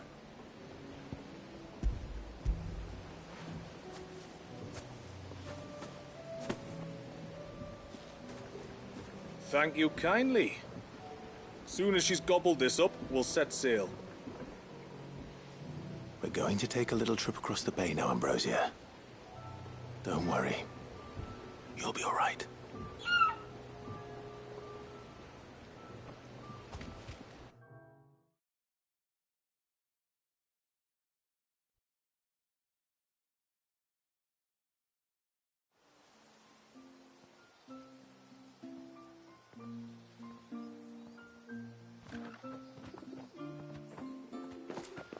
Well, we made it. You did and all. She is as white as snow. You're beautiful, aren't you, girl? Brave, too. She was calm as you like on the journey over. The mimic gourd will have played its part, of course, but passing through the walls enough to spook most birds even then. Not this one, though. Ambrosia's been through a lot. I doubt there's much that could unnerve her now. Not with a beloved master by her side. No. It's you who looks after me, isn't it, girl? Anyway, thanks for bringing her here. I hope I can breed a bird like her someday. And if you and Ambrosia need ferrying back to Northreach, you only need say the word. Thank you. But I think we might explore Mysidia together. What do you say, Ambrosia?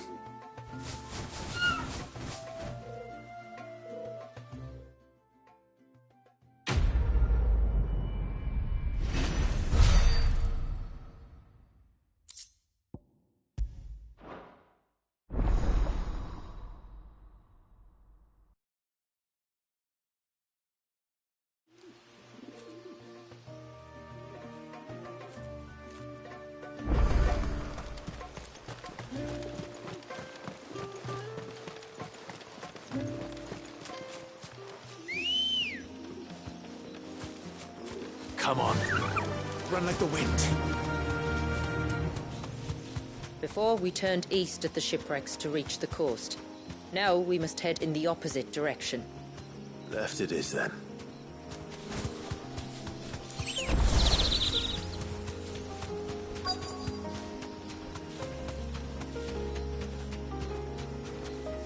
Be safe.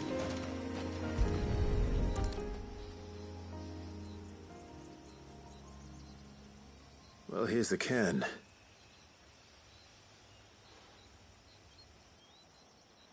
But no sign of Nassef.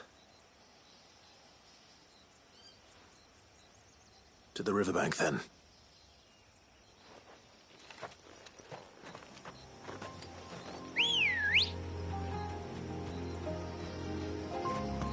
Ready, go? Faster!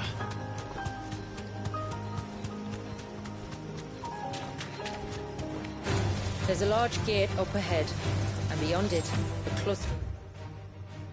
Ancient ruins. The temple, or the Heir of Hours as my people call it, can only be reached by passing through them.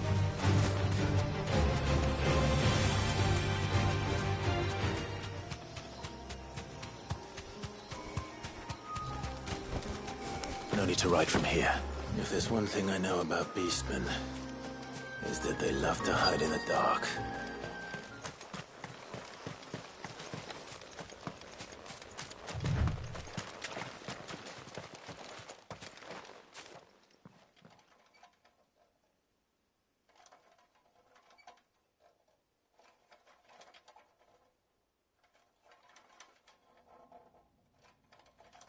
What are they up to? Some sort of ritual.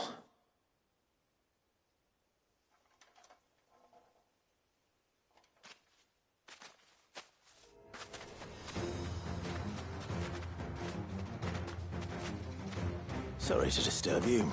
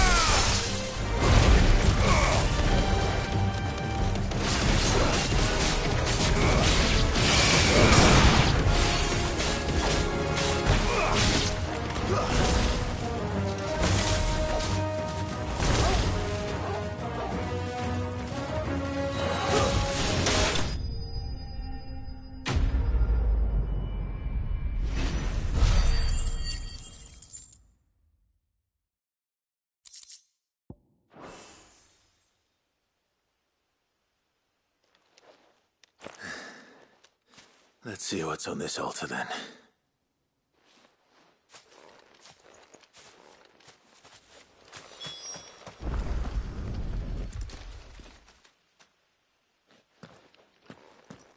A silver chain. I doubt the Tombries made it. This must be what Fennec was talking about.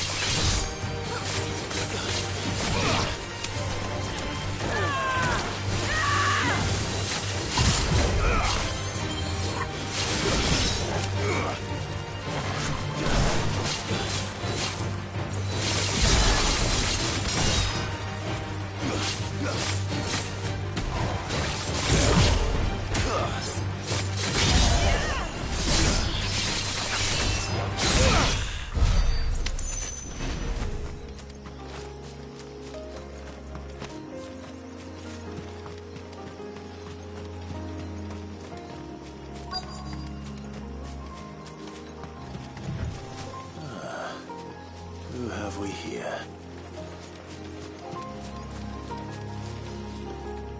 I'm looking for a man named Nassef. Aye, I know him. Takes care of the cans. Wait, you didn't think I was him, did you? Sorry, mate, I'm just out to gym myself a few ibexes. What do you want with the lad, anyway? His friend, Katav, asked me to look for him. Apparently he ventured out to work on one of these cairns and didn't return. Well, that is a worry. You're a hunter, yes? You must know the woods as well as anyone. Can you think where he might have gone? There's a bridge further down the path. Blasted thing got washed away a few moons back. Our carpenter only recently had time to rebuild it. But if I remember rightly, there is another cairn on the far side. Maybe he decided to visit that one while he was here. Maybe. It's worth a look, certainly. Thank you. Don't mention it. I'll keep an eye out too. Perhaps he just got delayed or something. Let's hope so.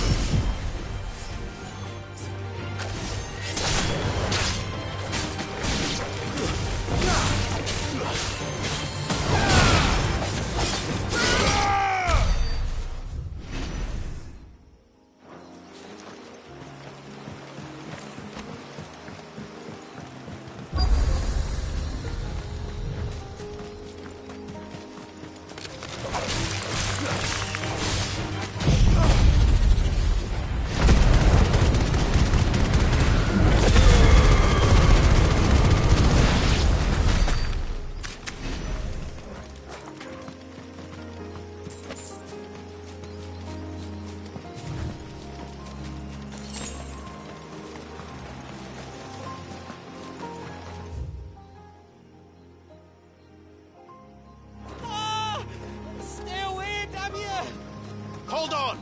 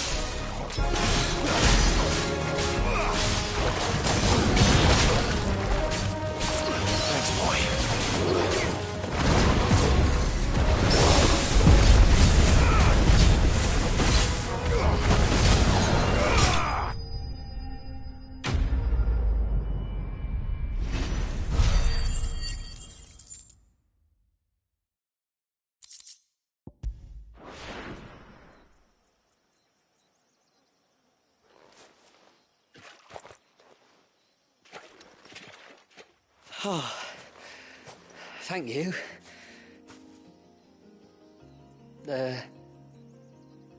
I'm the tributary's guest. And you must be Nassef. I am? But how do you know that?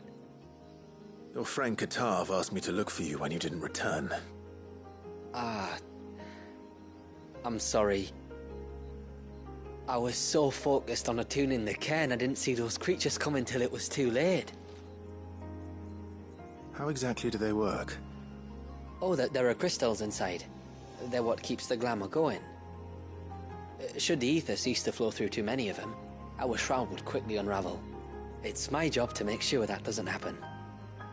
And an important job it is. But you'll struggle to do it if you're dead. You need to take more care. Yeah, no arguments there. The truth is, me and Katav usually work together, watching each other's backs like. But when we heard outsiders were coming, we split up to get the job done faster, so things would be perfect for your arrival. Stupid, I know. So you found him then? Not before the local fauna did. My arrival seemed to put them off their dinner. Mustn't have been hungry after all. Expect you'll be wanting someone to escort you back to the village then, Nasef. Woods are full of nasties today. When you're next in Haven, be sure to come and see us. You saved my life. It's only right I repay you.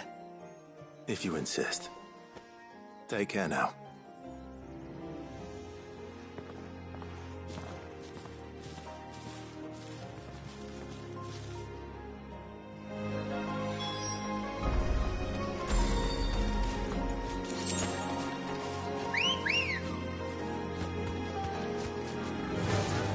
Fly, Ambrosia.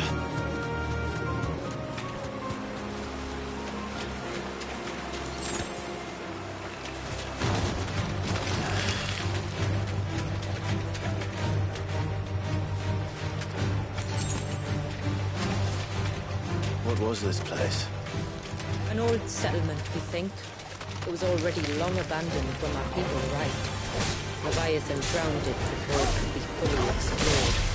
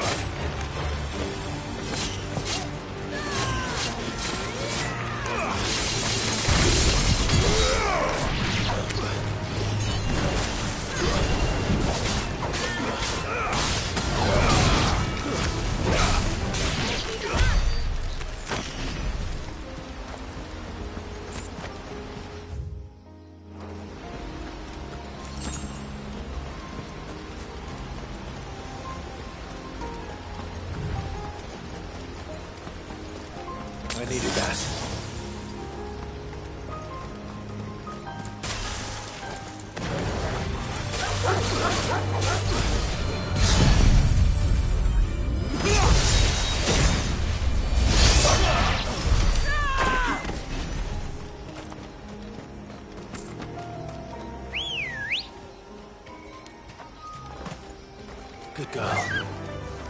Faster!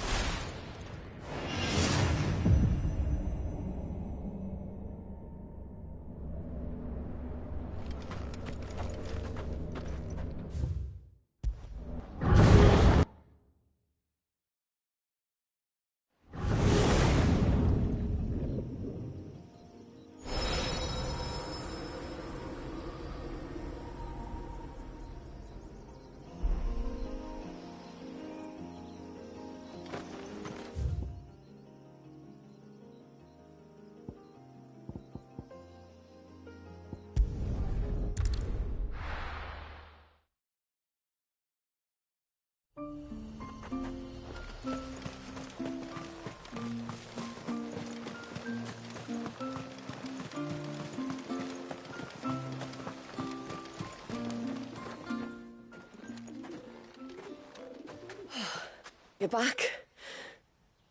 Well, did you find anything? I did. This silver chain. I knew it. Well, I'm still none the wiser. Forgive me. This chain. It's a Gregorian Maternoster. Worn by men of the faith. What's it doing here? And why would the Tomberries be praying to it? To understand that, you need to understand what the Tomberries are. They feed on hatred and suffering. And some say that if you render them an offering, some token of grievance against your fellow man, they will put a curse upon him. So you think someone's put a Tomberry curse on Talor? I can't say for sure. Truth be told, I always assumed it was an old wives' tale. But given his fear of the forest and the presence of the chain on the altar, I don't know what else to think. Does Talor have any enemies in the village? Anyone who would nurse such a grudge? No, I believe the one who left the chain at the altar was Talor himself. I beg your pardon? But there's more to the tale, you see. It's said that if you attempt to curse a soul that has returned to the sea already, your ire has nowhere to go but back to its source. You're saying he cursed himself? In trying to curse another, aye. When my father was younger, he was one of the few permitted to venture beyond the wall on trading expeditions. He told us that when he journeyed to Sanbreque, he'd wear that chain to disguise his true beliefs, lest Griega's faithful turn their cudgels on him. Did they ever catch him in his deception? Might that explain the ill will he bears someone? Not that he ever told me. Come now. Let's not waste time speculating about Talor's past. We need to focus on the present, and that means finding a way to break the curse. All right. If there's anything I can do to help, let me know. Thank you. I shall. Aye, and thanks for going to all this trouble. Here, it's not much, but I want you to have this. We call it an adder stone. It's a gatherer's charm. Reacts to certain rare minerals we use in crafting. Makes them ring out like a bell. Stuff you'd have no chance of spotting otherwise. If you find anything, see that you bring it back to me. I can make you some decent gear with it. If you're interested, like. I am, thank you. And I'll be sure to pay you a visit. Until then, I wish your father a swift recovery.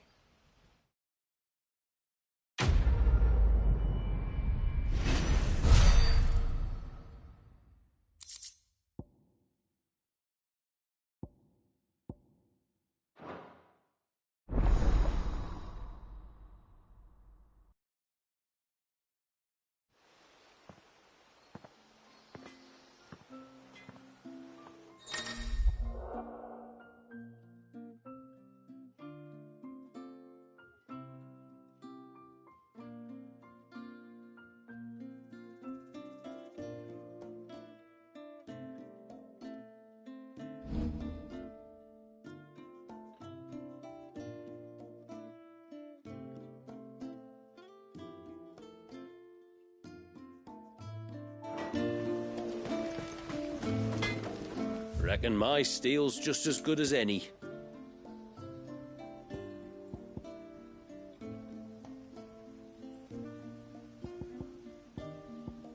Till next time, then.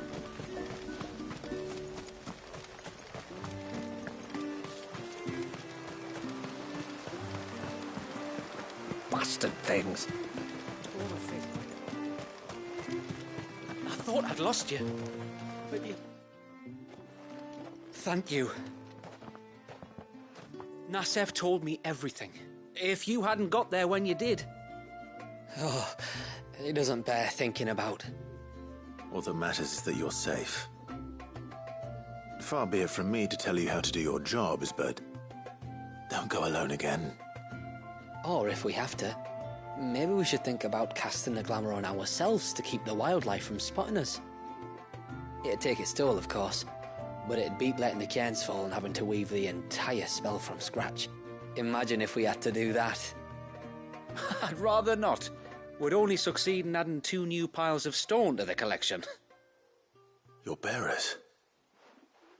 That we are, thank the tides. The others can't attune to the crin the cairns the same way we can. I reckon this place would be doomed without us. So, you do this work for the good of your people? Not because... We're forced to.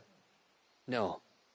From what I've heard of the way things work on the outside, we were truly blessed that our rain fell here in Mysidia. Our people are few enough as it is. If we started turning on each other, kin against kin, over nothing but a stupid accident of birth, our days would be numbered. They would. Anyway, all's well that ends well, eh? Thanks to you, both of us lived to keep this place hidden another day.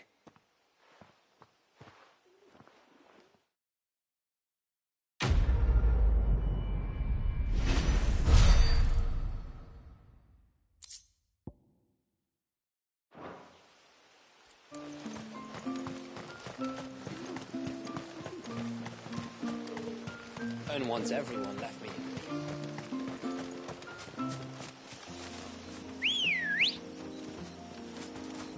Let's go. Fly, Ambrosia.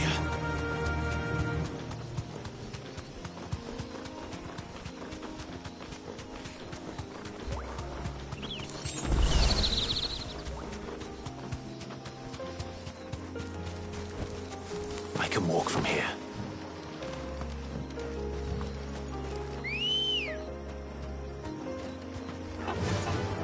Faster!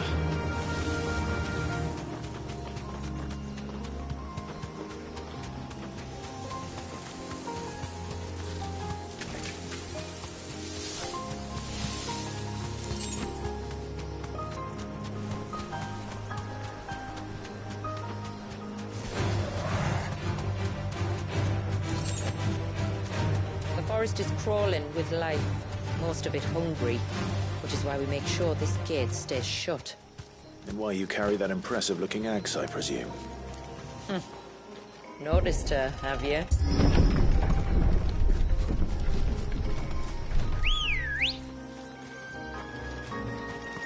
Ready, go? Yeah! The temple is up there. Don't worry. Those cliffs aren't the only way to the top.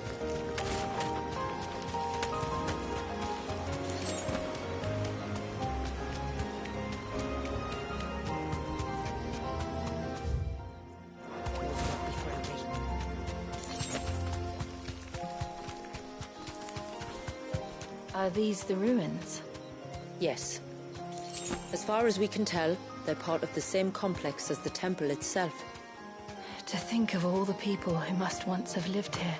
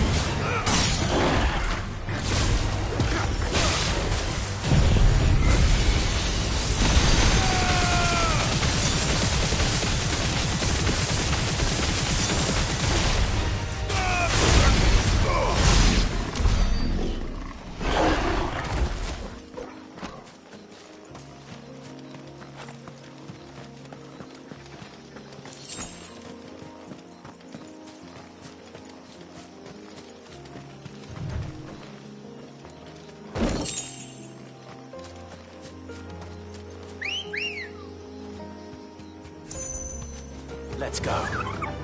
Fly, Ambrosia.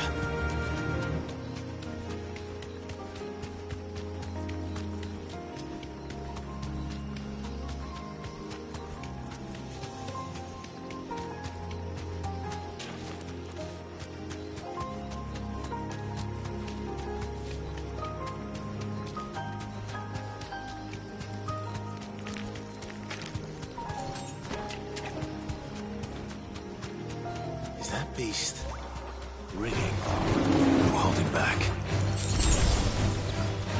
You deserve a rest.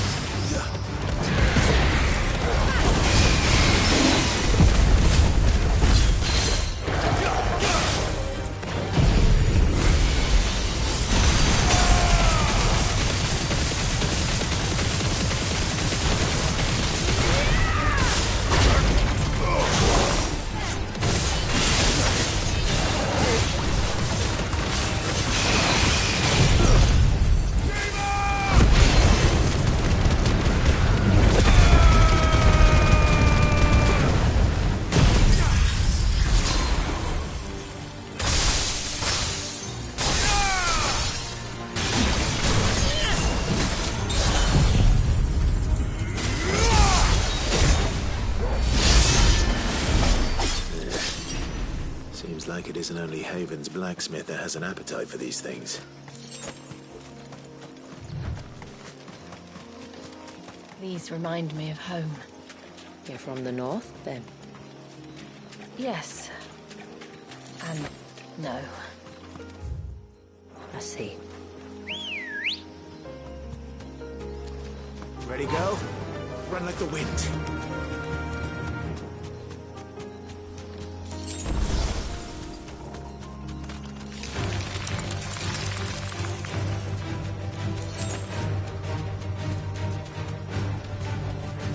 Straight home now.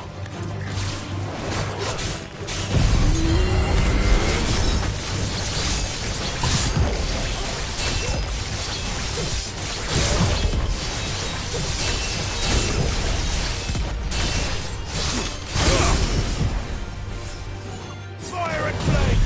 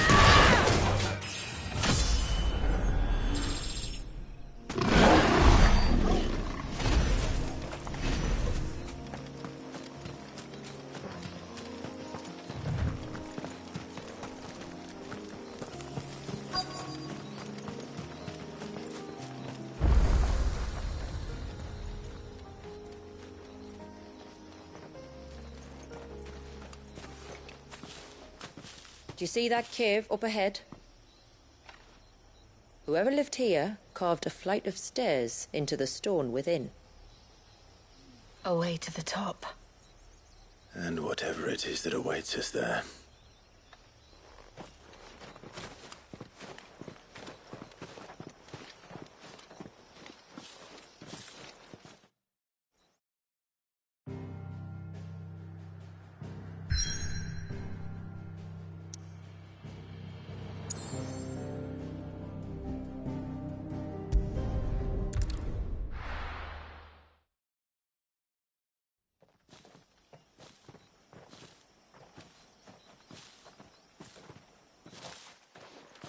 There. The temple the time forgot.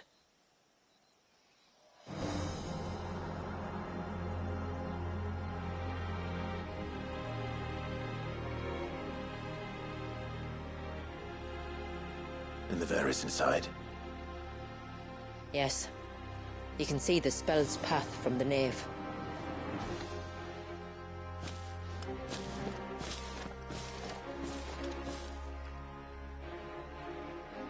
What is it? I don't know. It's probably nothing.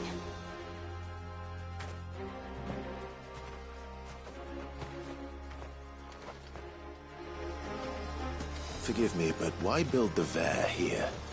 The spell was originally meant to be cast on XVI, and this was the only place with an unbroken line of sight.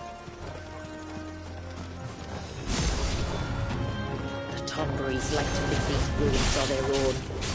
They look none too pleased to see us.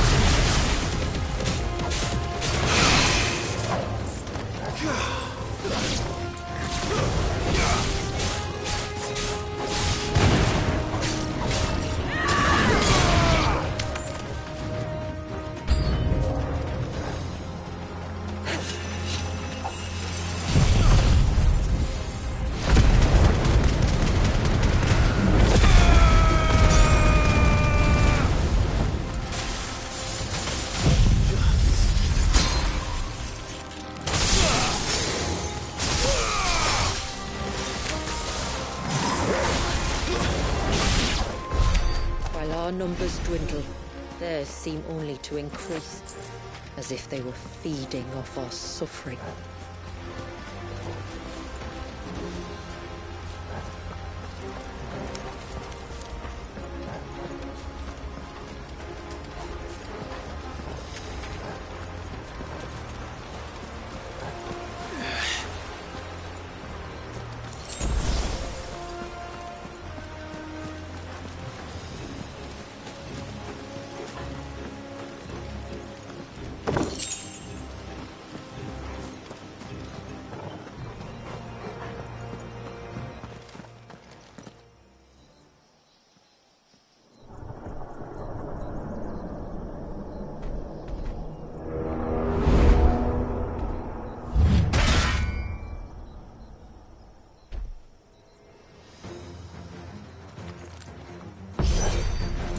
Could this be their leader? You're more than welcome to ask.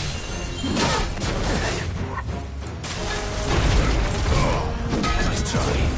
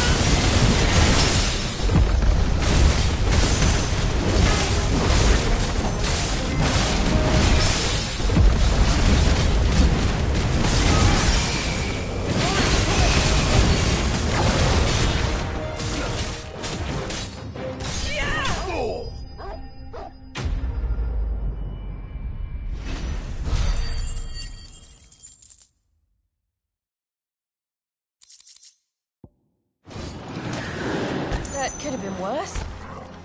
I suppose. Aye, well, if the forest's taught me anything, it's that there's always something worse.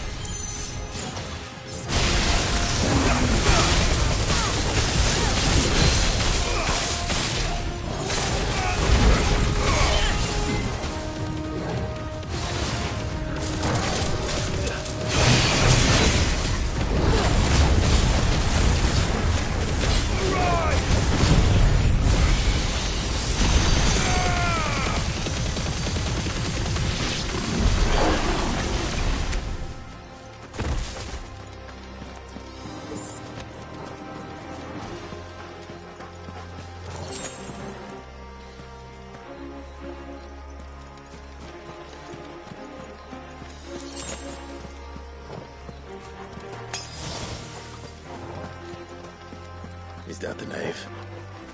Just inside the dome, yes. But it's what's out here that worries me.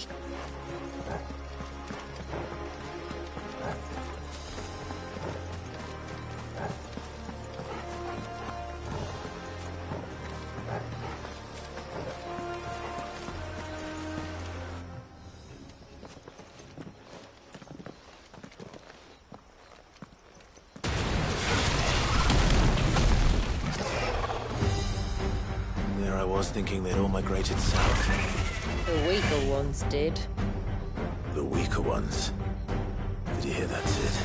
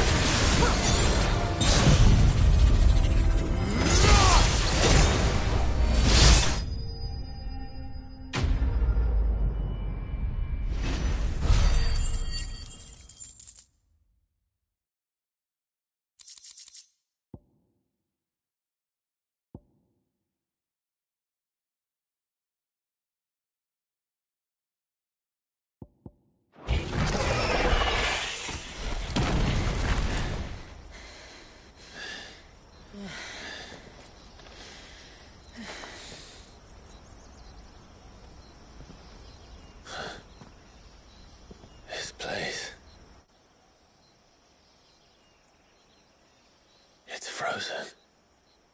Just like the surge.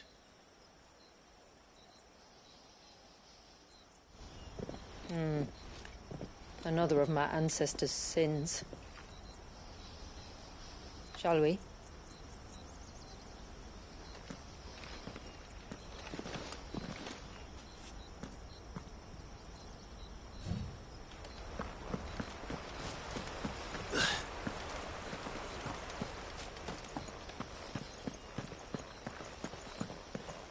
The blue veil shows the extent of the spell's reach. But I can feel its ether from here.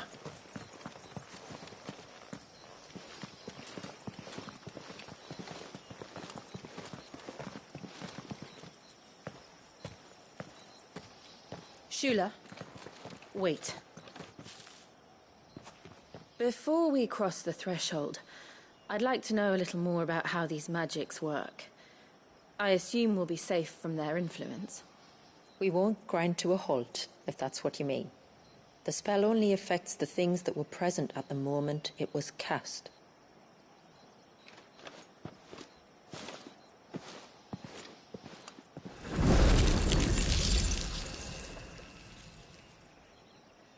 You see?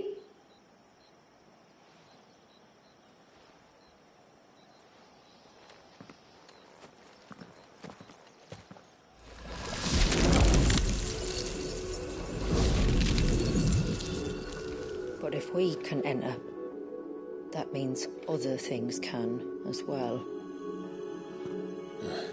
Like the ones we saw on the way here. And worse, probably.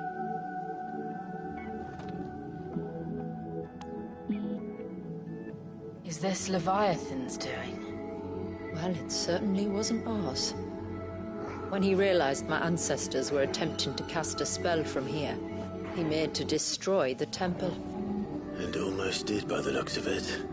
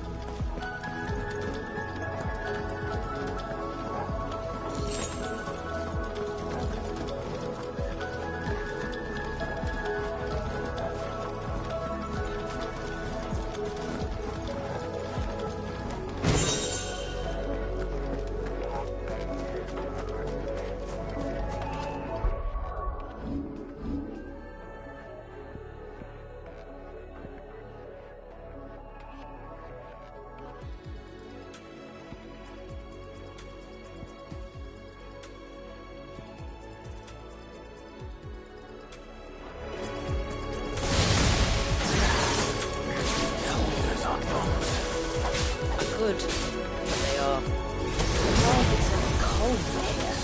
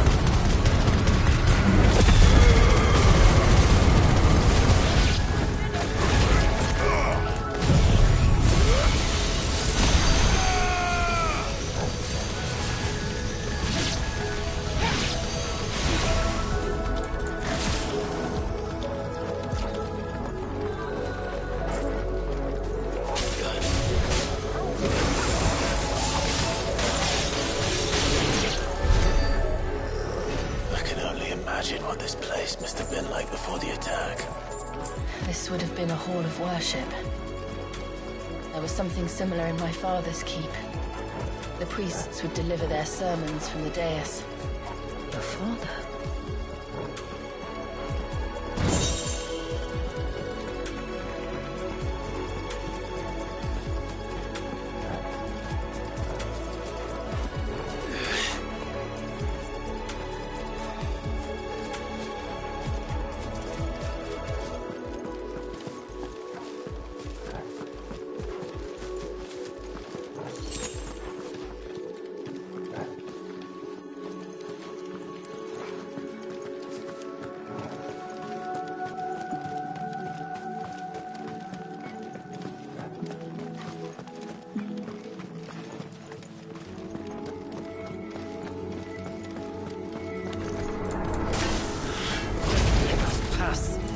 It's all right. We'll get through this.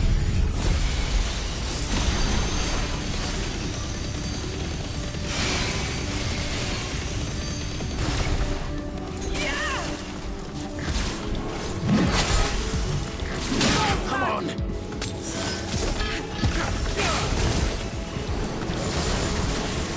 Too slow.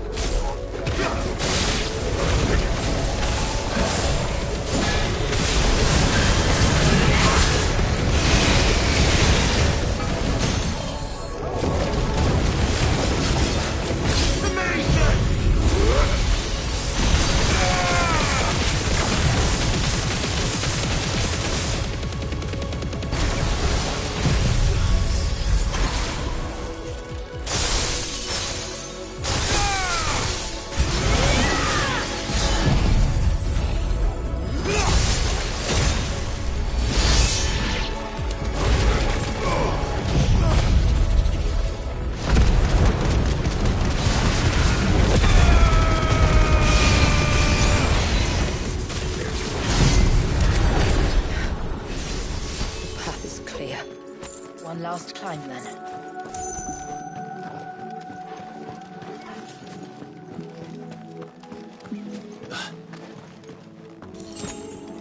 That's better. The fair.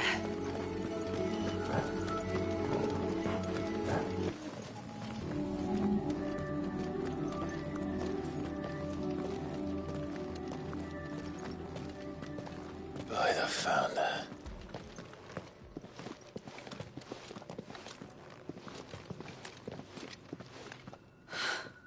It's just as I thought. Jill, does this ether not feel somehow? Familiar, yes. I sensed it the moment we arrived, though I wasn't sure until now. You can feel it too, can't you, Clive? She's calling us. You don't mean the witch? I do. Though she was more than that. Much more. She was a dominant. A dominant who once commanded the icon that now resides in both me and Clive. Of course. I don't know why I didn't see it. Who else would have the power to freeze time? None other than Shiva herself. But for her ether to endure after all these years, it's almost as if...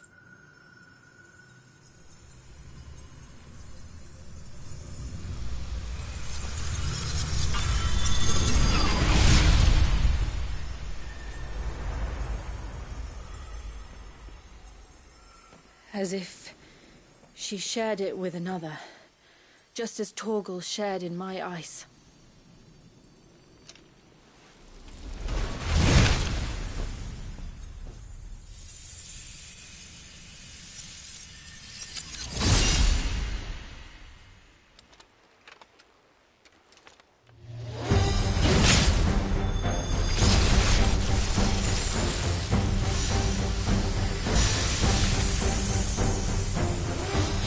Companion.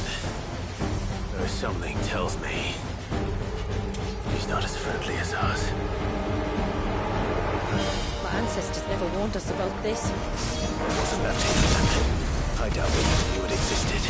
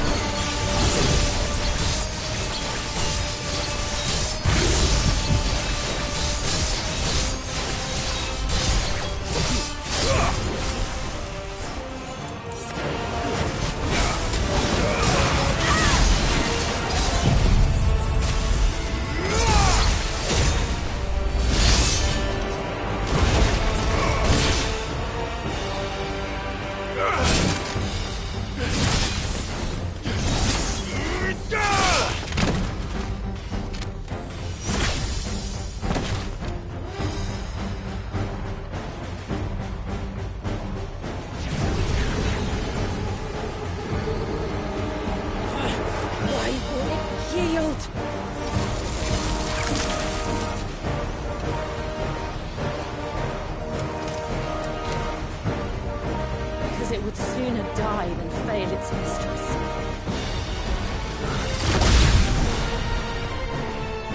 Then it leaves us no choice.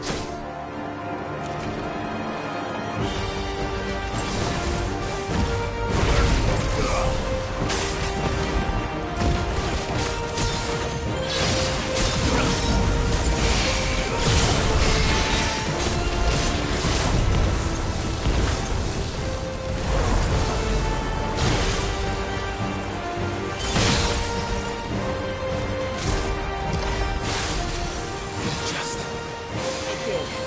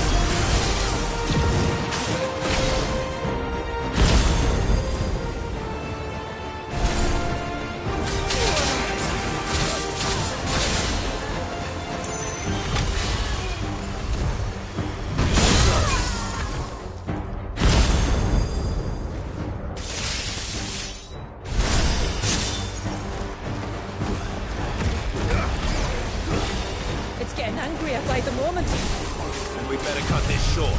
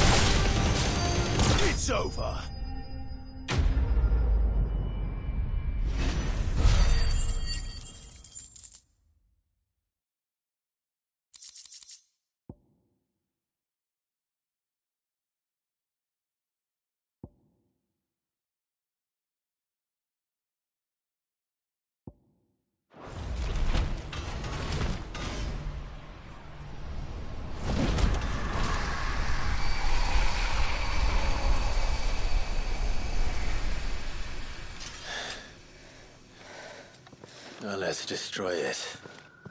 And put an end to this. Wait. The spell must be weakened, not undone. Isn't that what we came here for? Did you ever stop to wonder what might happen to the tidal surge if I unraveled the whole spell at once? I didn't think so. This is going to require a bit more finesse. From wind and light, water and earth, let the silent pall of my ice.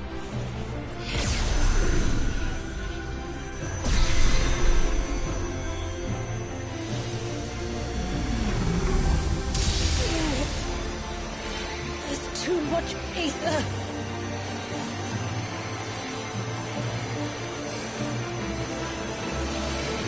Here. Let me help. Let us help.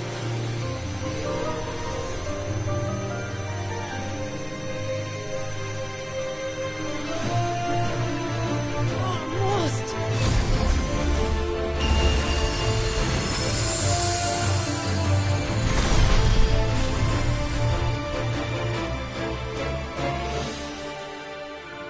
Did it work? I think so. The thread connecting this place to the child should be broken. Meaning Walyas should finally be...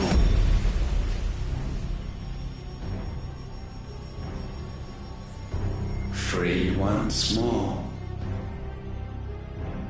Leviathan, our most profaned fragment, its divinity defiled by the hand of man, its spirit shackled by his hubris, till Mythos came, bringing release. Now, let the sins of man be redeemed by the hand of the servant of God.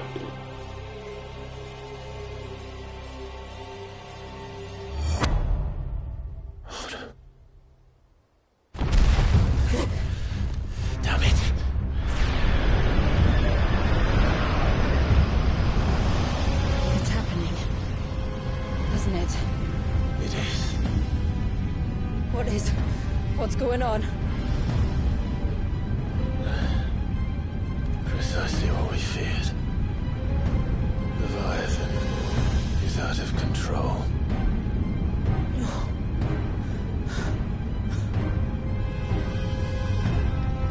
Don't despair. This isn't over yet. You should head back to the village and get everyone to higher ground. As for the rest,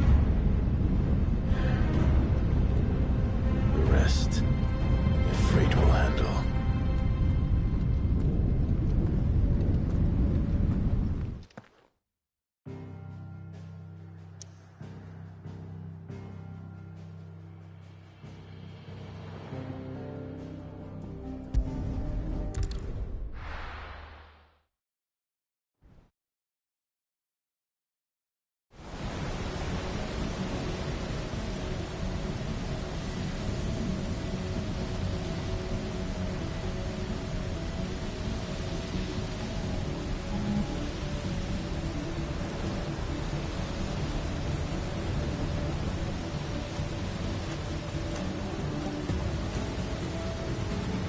After 80 years of imprisonment, I'd be angry too.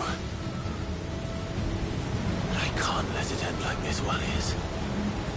It's time for you to come home.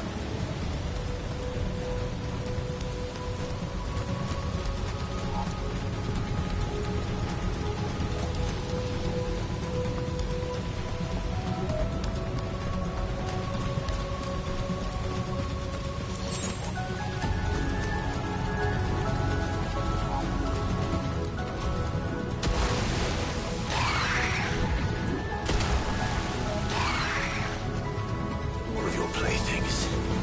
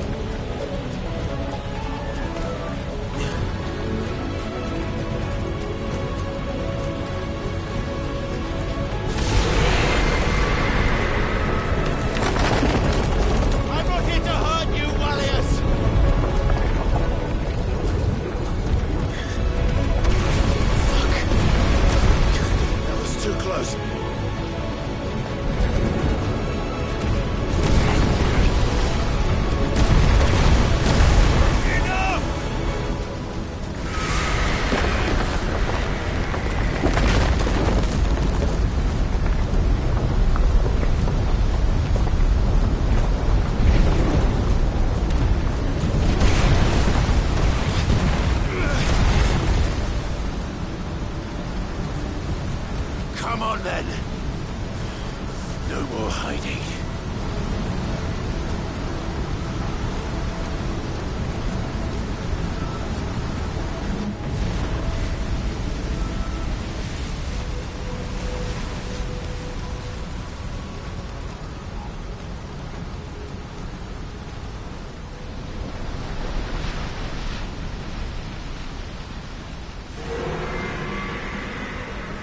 Warriors!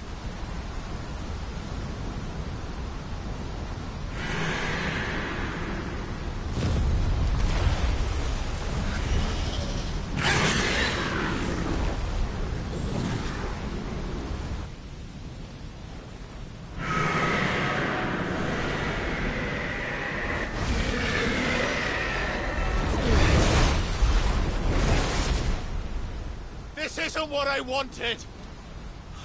I only hope you can forgive me.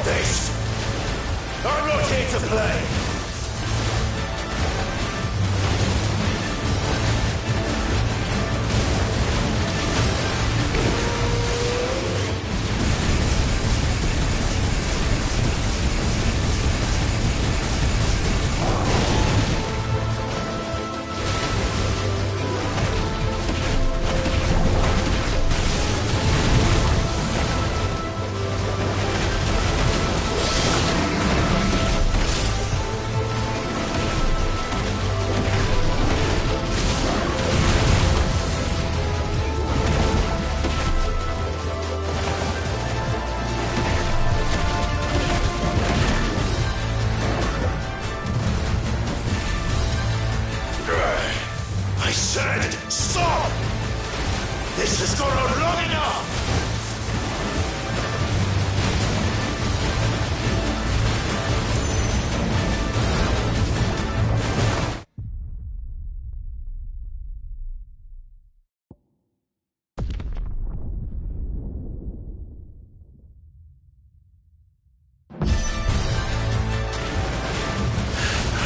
Stop this!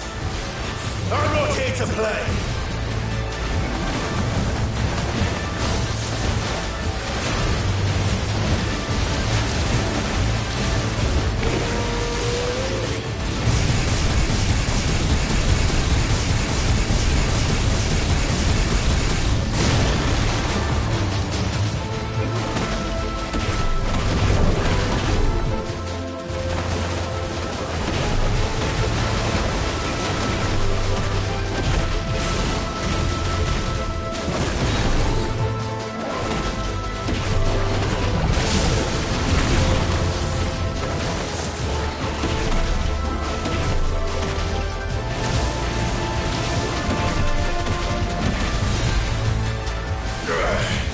I said, stop!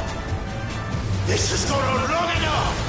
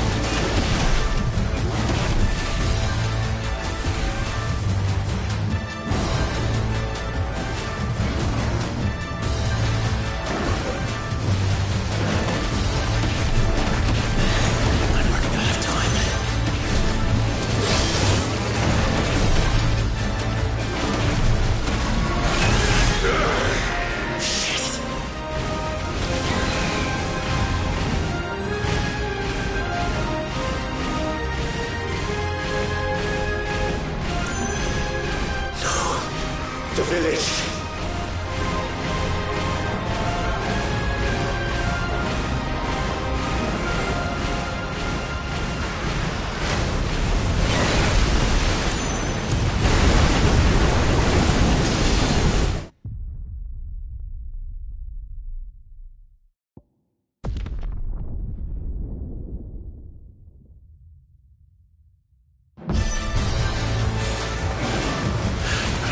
Stop this!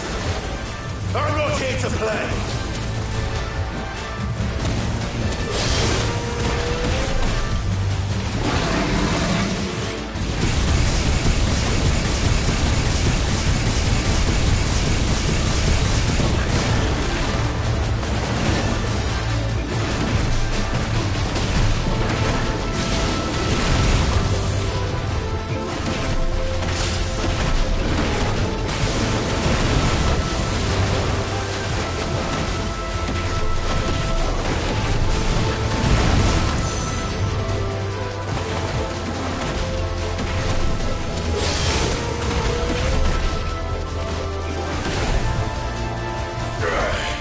I said, stop!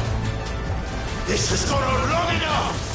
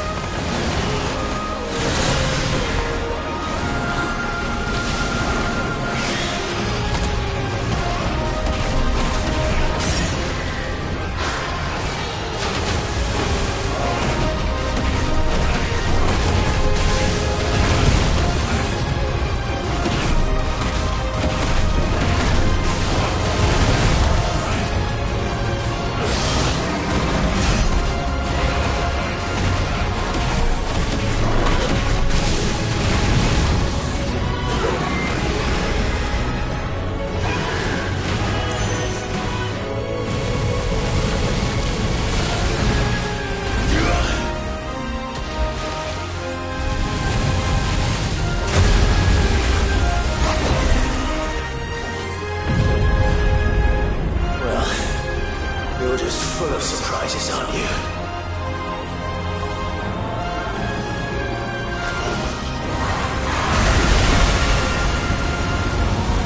Garuda will be proud.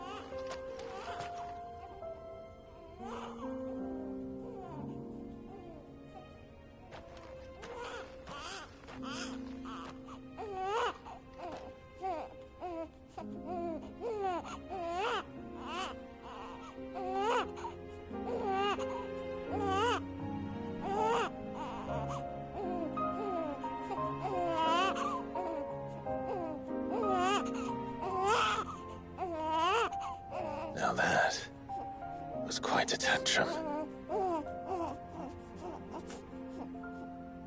Clive! Where is he?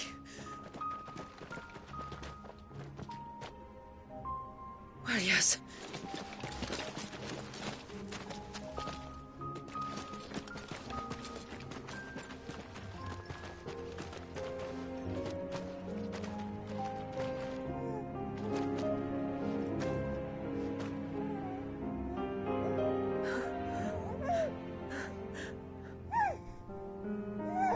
He's adorable. He is now. But did you see him a few moments ago? Clive, I don't know how to thank you.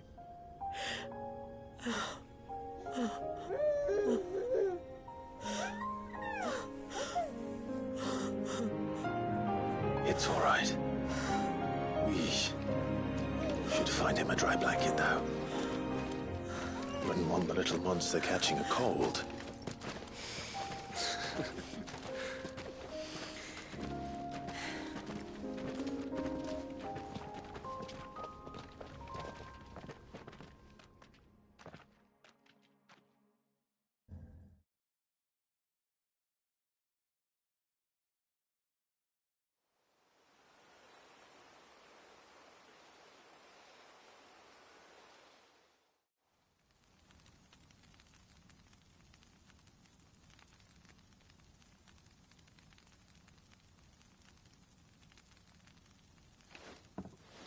There.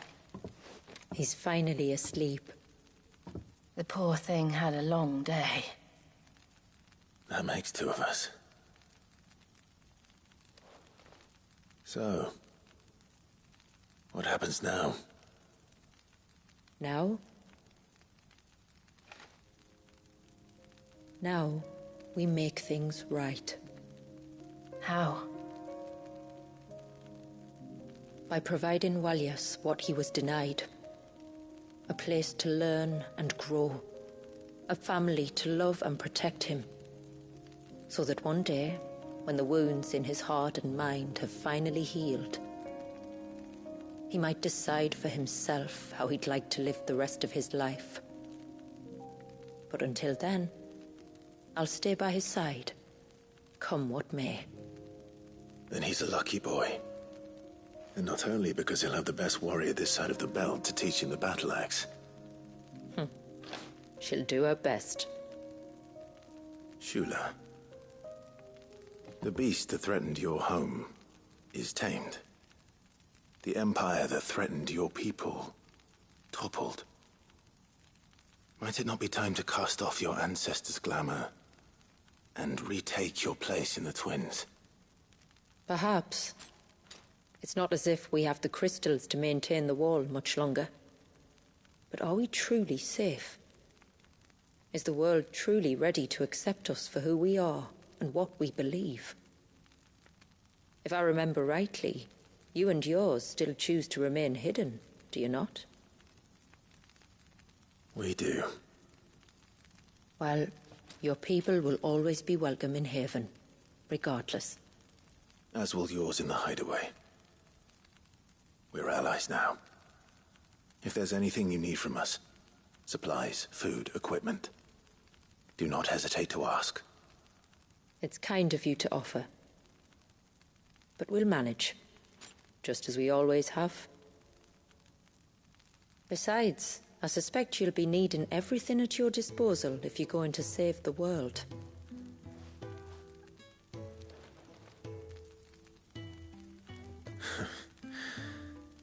I fear much of it is past saving.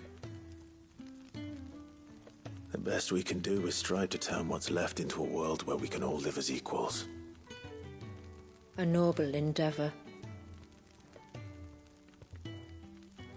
And there'll be a place in this world for us, will there?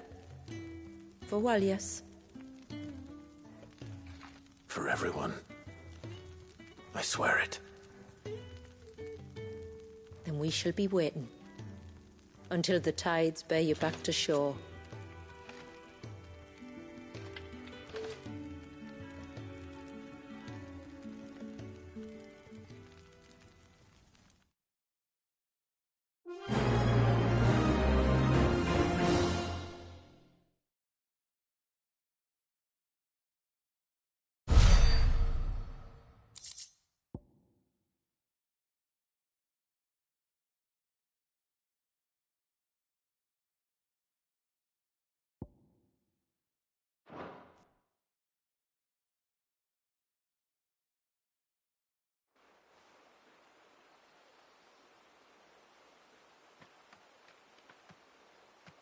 Do you think he'll be all right?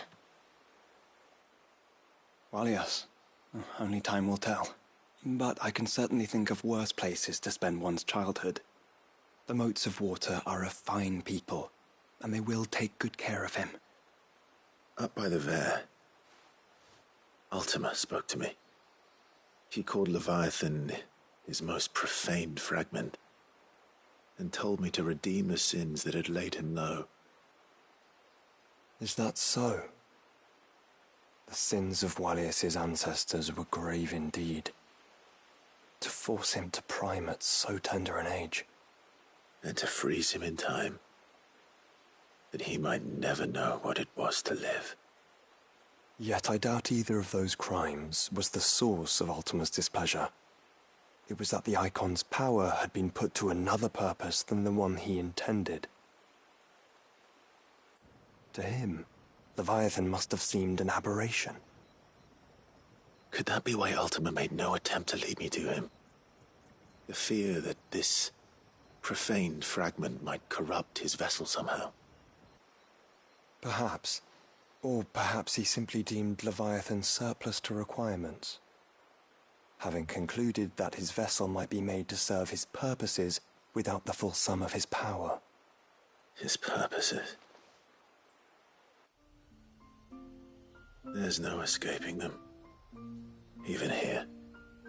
Hidden away in Mysidia, the blessing of the crystals proved nothing but a prison. A prison into which Wallius was born, and from which freedom is hard won. If the world doesn't change, if we don't change it, he'll end up suffering the same fate as every dominant who came before him. Then we must change it. That we must. And we shall.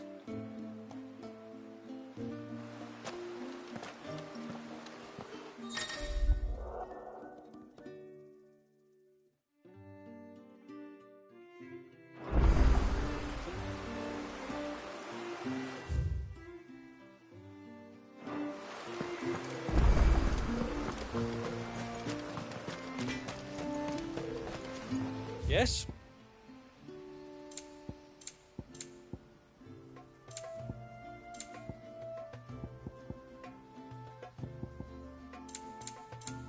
Till next time, then.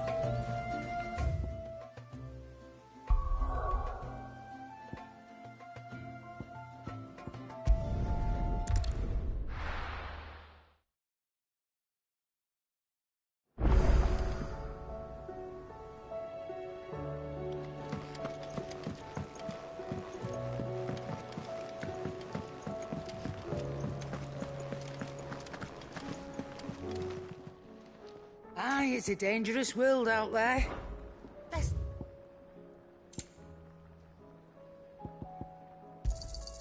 You'll not find a better price than that.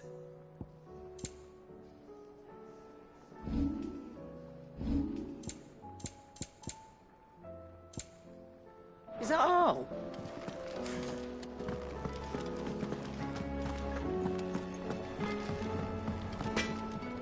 So what do I owe the honour? Not saying Fornian, do you?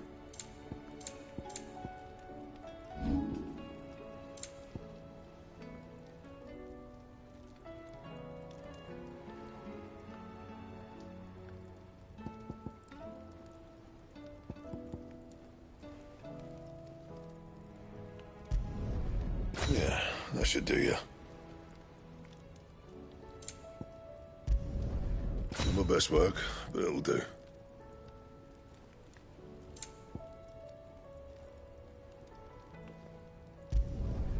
Yeah, that should do you.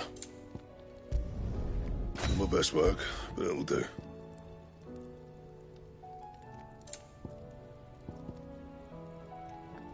Anything else?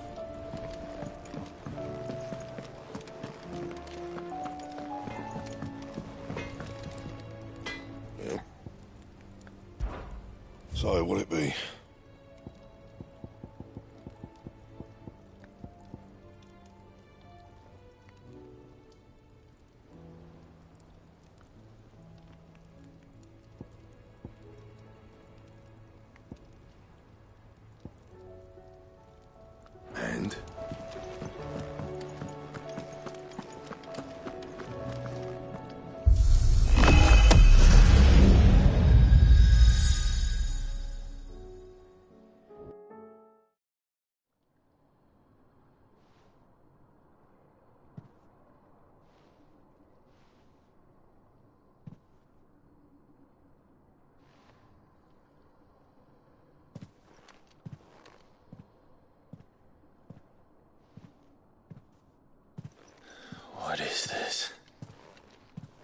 Muthos, you plumbed the very abyss, yet still you hunger.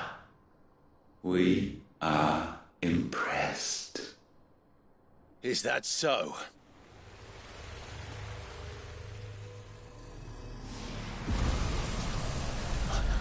Not again.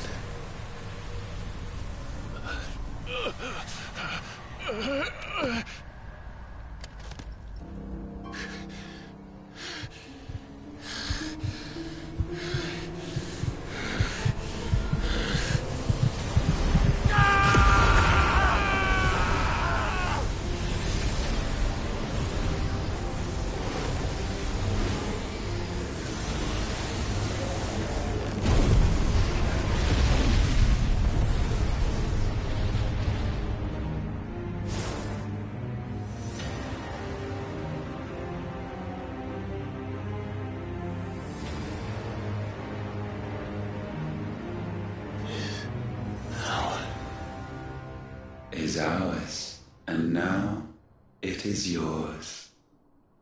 Consider it a gift from us to you, a taste of things to come. You still think I'm going to be your vessel?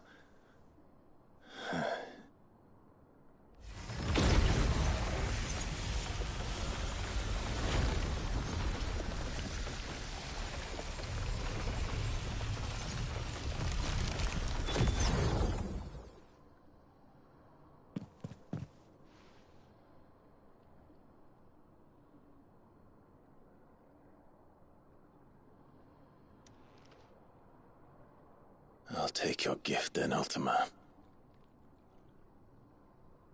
Just don't expect it back.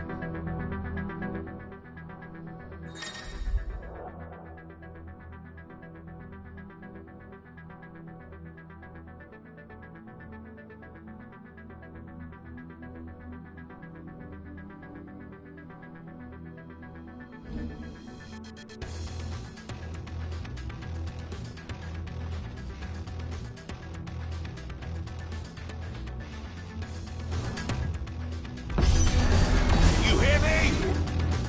I will never be yours!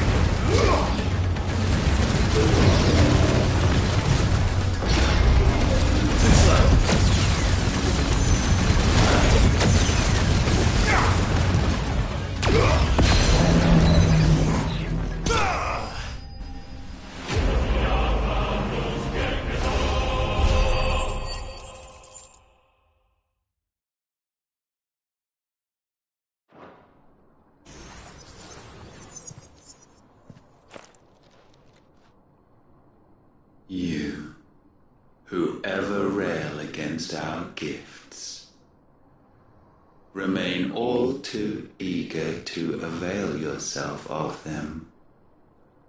Perhaps you require more time to reflect.